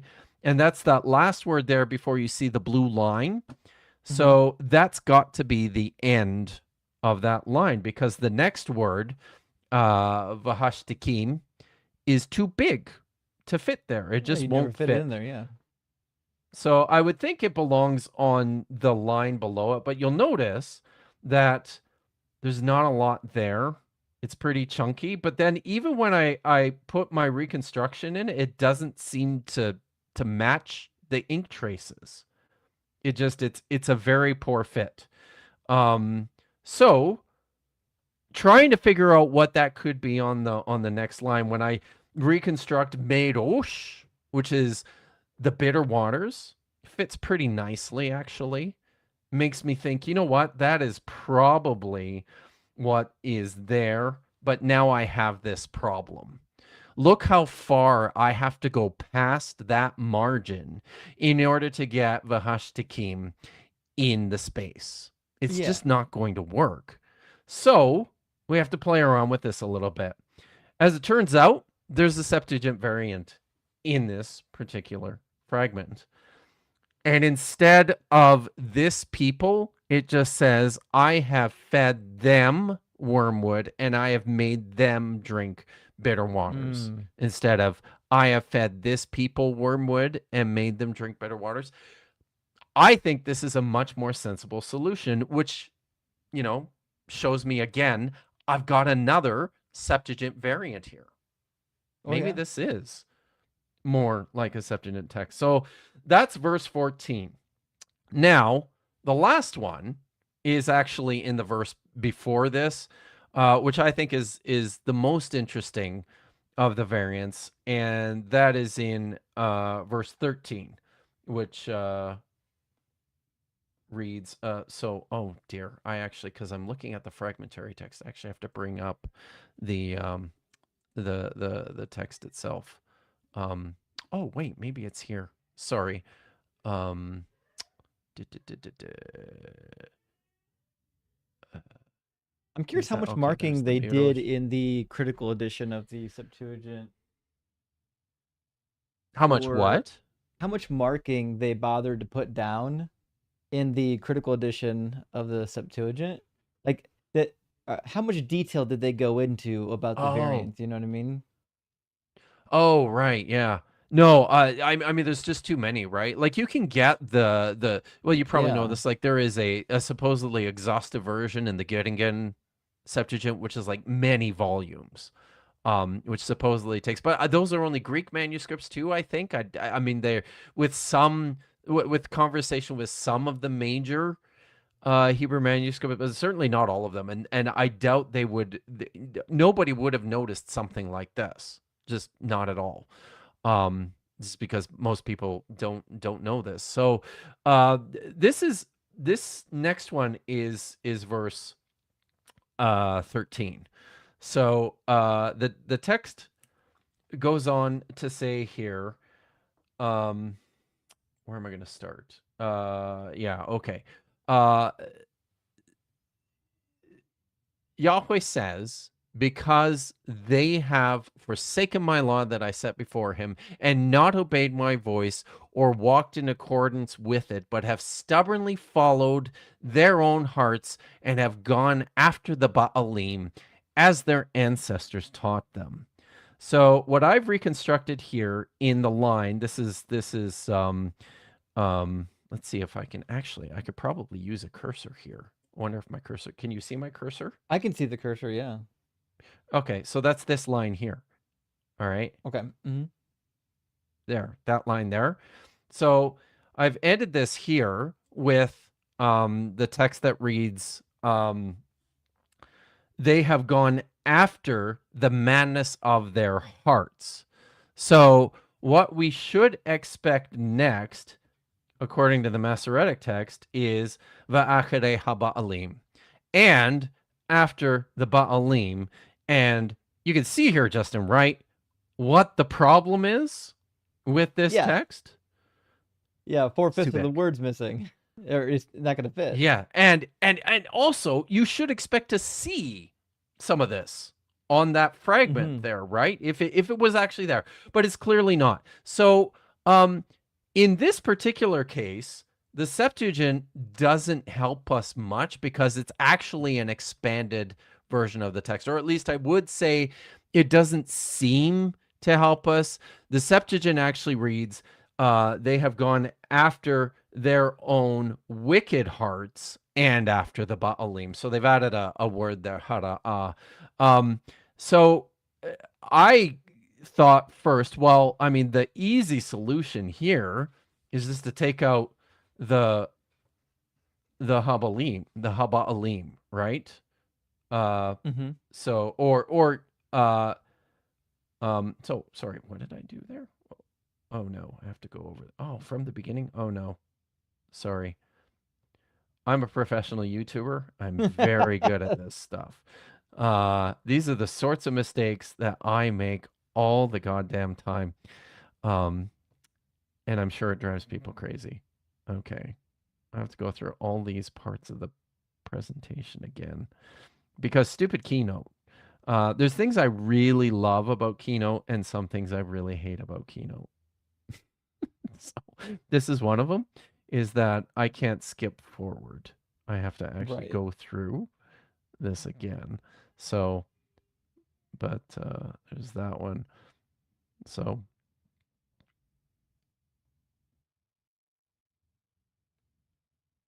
Well, I think PowerPoint and the others are Yeah. roughly the same. Like if you have a slide with lots of Oh, this is animations, yeah. you can go back to the beginning of the Yeah. slide, but you can't like go back a couple animations. Exactly. Yeah, Yeah. exactly. So that's what I did. My solution originally was to take out that preposition.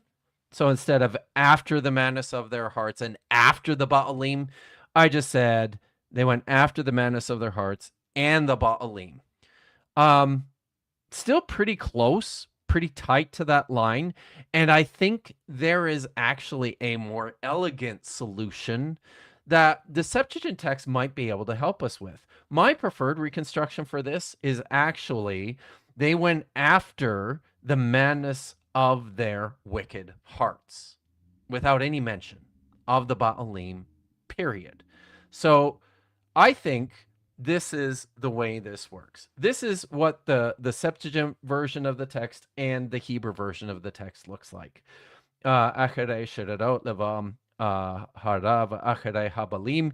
They went after the madness of their wicked hearts, and after the Baalim in the Septuagint. They went after uh, the madness of their hearts and after the Baalim in the Masoretic text. I think that this probably looked like this originally, Hmm. which means that you can track how this developed. The Septuagint retained that old reading after the wickedness of their hearts and then added the gloss and after the Baalim. Mm. And then the Masoretic text came along and said, and actually omitted the one word hara from their text and kept the acharei va'acharei habalim, the Baals. They went after the Baals. Now, there's one more thing about this particular reading that I think is important to the larger picture of this particular manuscript. And I think it's got implications for what's happening in that long intercolumnar Deuteronomistic expansion that we saw, that we can see now actually in the fragment between the two columns. You remember that that Deuteronomic expansion was all about offering sacrifices to other gods in the Right. valley of the Tophet and you know these terrible things. In fact, that text is repeated in chapter 19, but with the insertion of the Baals.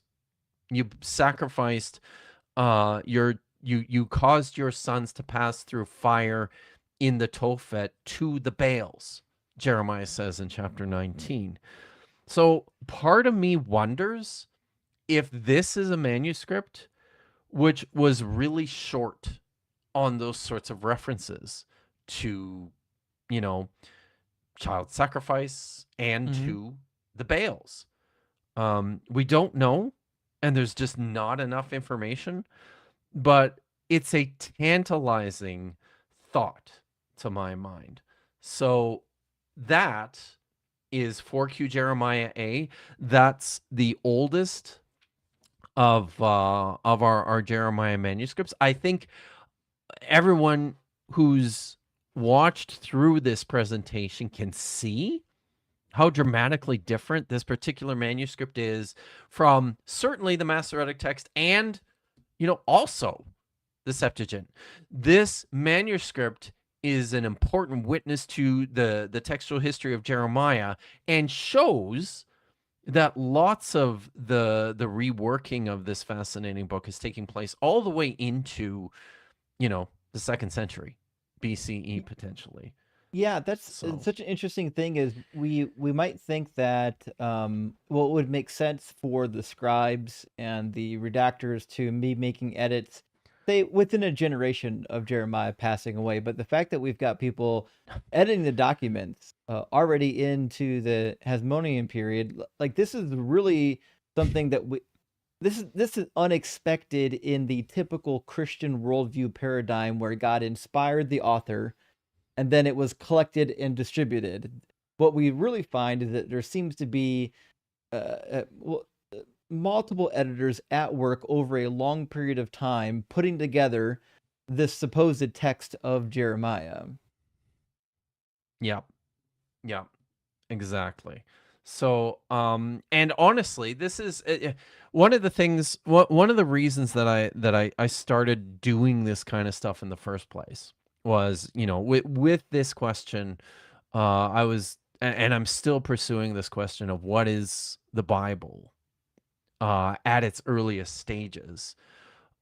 These are its earliest stages, and I think it's interesting to think through what would have happened had, you know, the Second Jewish War not happened, had Herod's temple not been destroyed, had the Second Jewish War not happened in 134 and the Jews expelled from the city of Jerusalem, had Christianity not started to spread through the empire, Mm-hmm. would we have been continuing to edit and to redact these texts into later years? Because these are events that had an enormous effect on the ways in which we think about even just the idea of scripture.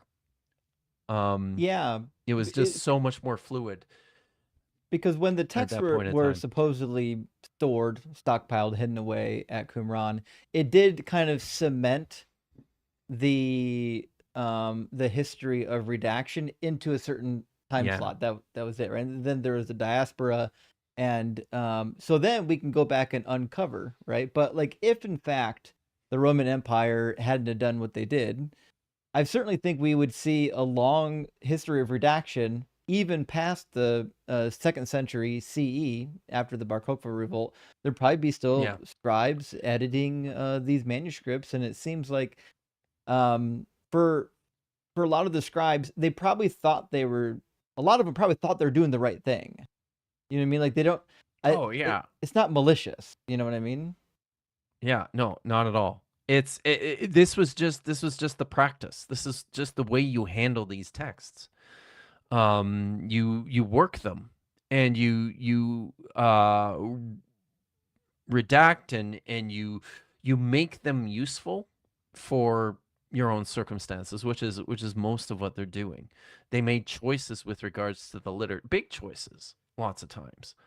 Um, but choices that they felt suited their needs and the needs of their communities. So they didn't think about the literature in the same way that we were taught to, certainly, Right. that a lot of Christians and less so Jewish communities. Jewish communities have a much more um, fluid approach to the text in terms of. I mean, we've got hundreds of volumes of rabbinic literature basically grappling with the malleability of the Bible, right? So in a way that the Christian church just didn't. Right. So So, because the um Jewish approach to the text was that, like, this is a communal work, and mhm. Christians think of, no, it's like the golden tablets. God dropped it down, Yes. and then it was faithfully transmitted to us. But it wasn't really. It didn't seem to be that way for the Jewish people for most of history. While the works did have a sacred relevance, there wasn't this idea that, like, well, if you change one letter, like, you've now corrupted the word of God. Yeah. No, none of that. So it's yeah. Well, So Dr. Kip. that's all. By the way, I'm Mhm. sorry I took so long. Oh no, it's okay. Um like I said, I get very excited when I talk about this kind of stuff, and this kind of research that I've done and that I'm doing, that I haven't had the opportunity to publish yet, is I mean, not to the in the form that I not in its final form. I'm still redacting it. Well, yeah, So the deeper stuff, getting into the real nitty of gritty isn't always for everybody. People love the debates where you're arguing, bickering back and forth, and you kind of doing that kind of thing. But to really get into the nuts and bolts, it's may not be for everybody. But there's enough people that are going to see this video and appreciate it that I really hope that they could take advantage of all the wisdom and learning that Dr. Kipp has been able to share with us. Yeah, it was my pleasure. This is what I love to do. This is what I do, on a basically a weekly basis on my channel. I'm usually streaming Friday afternoons at 2 o'clock. And I probably, just because I spent most of my time getting ready for this today, I'll probably just do this presentation again tomorrow on my channel. But so if you missed anything, I mean, you can always go back and watch, but you could catch it on my channel as well. So Well, let me read a couple of our comments, and then we'll close things out. Master Machetier says this is the best crossover ever, and uh, I agree. Dr. Kipp is a wealth of knowledge. I know people think I'm a Bible scholar. I'm not a Bible scholar, friends. Like, I'm a guy who went to seminary, and I get on the internet and say things, but there's a huge difference between someone like me and Dr. Kipp. Helping. I wasn't gonna say it, but I mean, it's not true. wrong. There's a huge difference between what I've done and what you've done. Helping Meg says, this Kipp guy is always wrong since he doesn't have a decoder ring according to the apologists, but he loves the matchup anyways. Beautiful. Excellent. I know what some of this stuff. Rock Hard for Doug, right? Oh, yeah. What's SWFS? Sinfully Wet for Sharon. All right. And then unfortunately, there's now a schism. The whores are the people who watch horizontally. Oh, God. So it's a whole thing. We've wow. Not just our own religion. We have our own schism now already. Wow.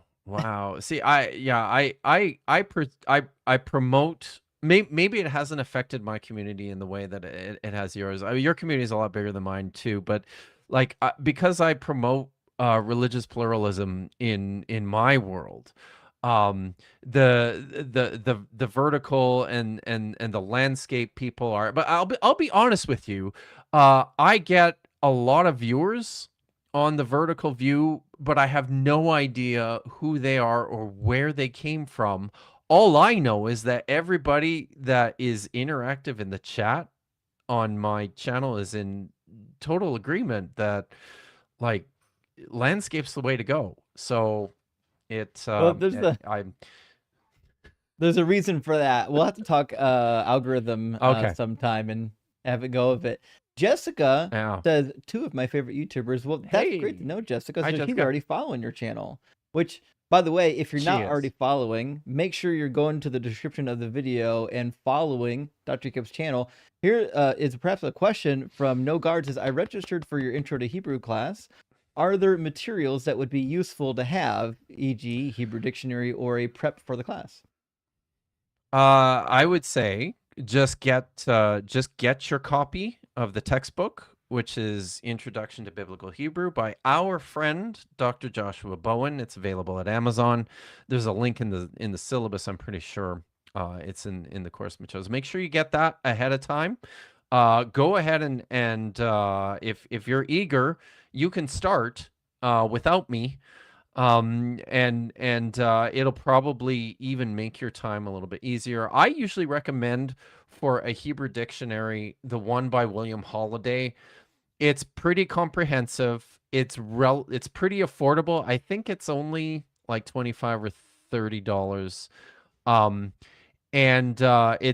It's easy to use. This is the one that I recommend to all my students. So you can just look up William Holiday lexicon. You should be able to find it. I don't remember what the name of it is on. It's the concise one, right?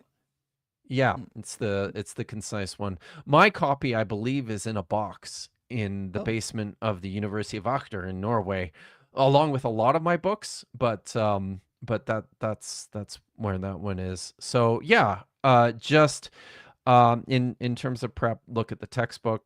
Start with the alphabet. If you feel maybe start with the alphabet. So, but yeah, my new Hebrew class is starting on January 13th. There's still slots available. The link is in the description, and I'm excited about it. One of the things I love teaching.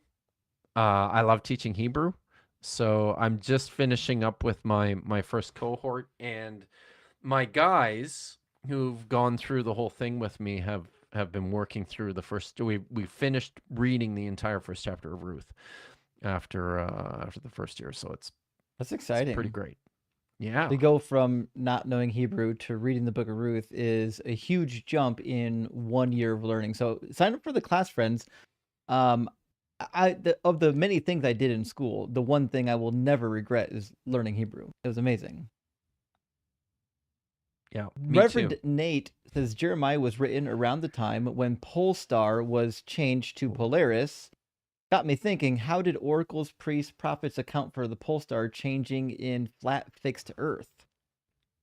Did they Boy, call it that's Polestar? a wow. I don't know I don't know what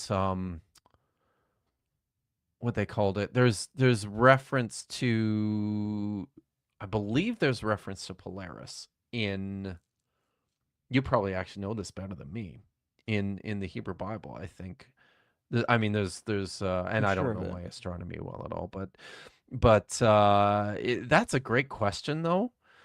Yeah, but I'll say this about one of the things that people don't always see when they read the Bible is that, and I think this is generally true for the New Testament as well, because in the book of Revelation, the stars all fall, a third of the stars fall out of the sky and they land on the earth, um, which would clearly be bad if like that actually happened.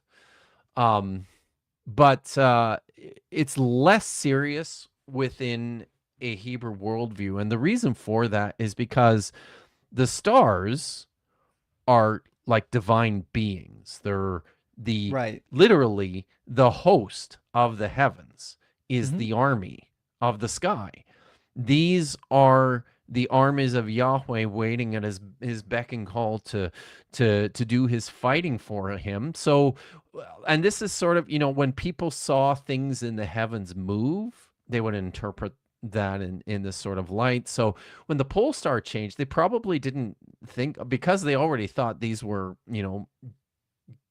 essentially gods or Hmm. divine beings up there already. It would have just been part of the pattern of movement, right? So The gods are up to there's something. a in one of our oldest texts in Judges chapter 5, Devorah actually talks about how the stars came down and fought with the Israelites in order to defeat Sisera, the king of Hatzor, which I'm betting probably didn't happen, but If I had to guess. you know, maybe not. So, yeah, Interesting thought though, for sure. And yeah. Duke says, "Oh my God, it's Dr. Kipp, beard and all. Many years ago, his video first made me see Levantine history as something slightly bigger than the scenery for Tutmos III to hunt lions and kick Matini behinds." Oh, wow, that's very nice. Many years ago, really? Mhm. Wow. I guess I've been doing this about 5 or 6 years now. Yeah, it's been I Yeah. think I published my first videos before COVID. So wow. Well, thank you very much. And Lockfree says, "Much love for giving us this dissertation." Well, thank you, Lockfree. It's what And I do. Big W. Reverend Nate also says, "Jeremiah, this book is huge. Don't you think you got carried away?" Jeremiah's dad, probably. Jeremiah's dad, Hilkiah, by the way, is Yeah, identified as Jeremiah's dad. I mean, the And connection to the like, Deuteronomist, I mean, seems to yeah. be right there in his lineage, right? Yeah, look, there's a strong movement among biblical scholars, has been for a long time, to, really reduce our enthusiasm about the historicity of many of these figures and events in the Bible. But I'm a romantic, and it's hard for me to do that. I have to picture people behind these texts, and the easiest way to do that is to take them on face value to a degree. So I really like to think that Jeremiah's dad actually was part of this priestly cabal who convinced the king Josiah to essentially empower the temple to Hmm. control the entire region. I like to think that Jeremiah's dad was like was that guy, and yeah. So Hilkiah, I can't disagree. Our friend Doc Paroma says, does the Dead Sea Scroll preservation of both the Masoretic and Septuagint type Jeremiah suggests plural, coexisting redactional trajectories, implying no centralized authority capable of enforcing a single canonical edition?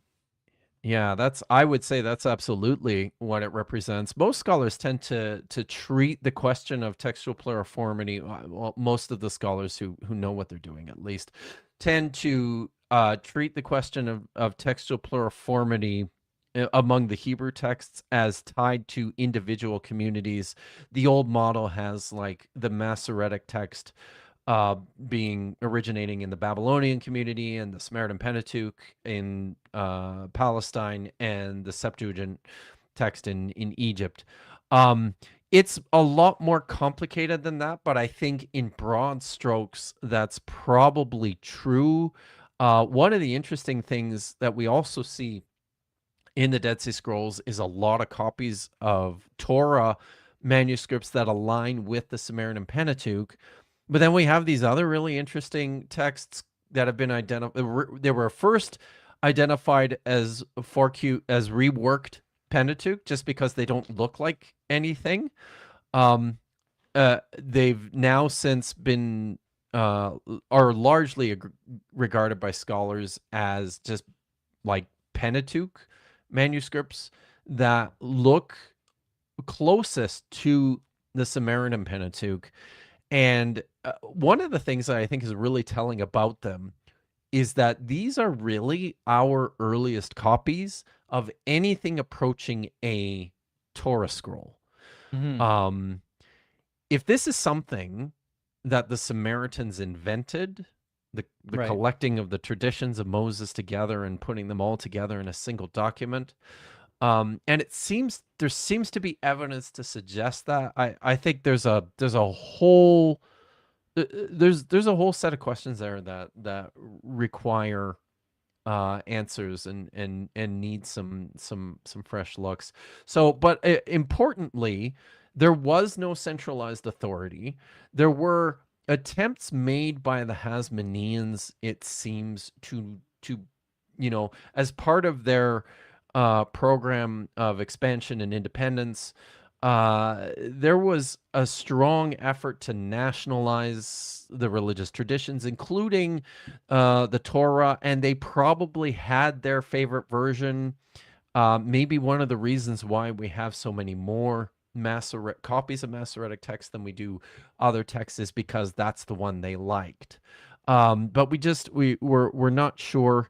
And it certainly seems that with the variety that we see in the Dead Sea Scrolls, and I am glad you brought that up. I meant to mention that one of the really interesting things is that we have multiple copies of so many of these um, books of the Bible, but in different versions. Like there are no two copies that look alike. Right. There really aren't. You've got 22 copies of the book of Isaiah in the Dead Sea Scrolls, and lots of dramatic differences between them. All we ever hear about is the Great Isaiah Scroll, but there's a whole bunch of other ones that have implications for how you understand this. And I think that's one of the neat things is that these are people who weren't so um strongly tied to just one. Yeah, like this is our text. No, Hmm. they had a much more expensive idea of what a text was. Oh, yeah, for sure. Former Adventist here, speaking of, thank you for the super chat. It Ah, says TWU, my alma mater, even though it had philosophy classes in apologetics, yeah. but it helped me to think beyond Adventism. Doug works in mysterious ways. That Indeed, is he the does. case. See, this is why I stayed away. I actually took a few philosophy classes at Trinity, but after my intro philosophy class, which was like basically like an apologetics class, I took more interesting things like philosophy of science was actually pretty good, and so was philosophy of language and philosophy of art.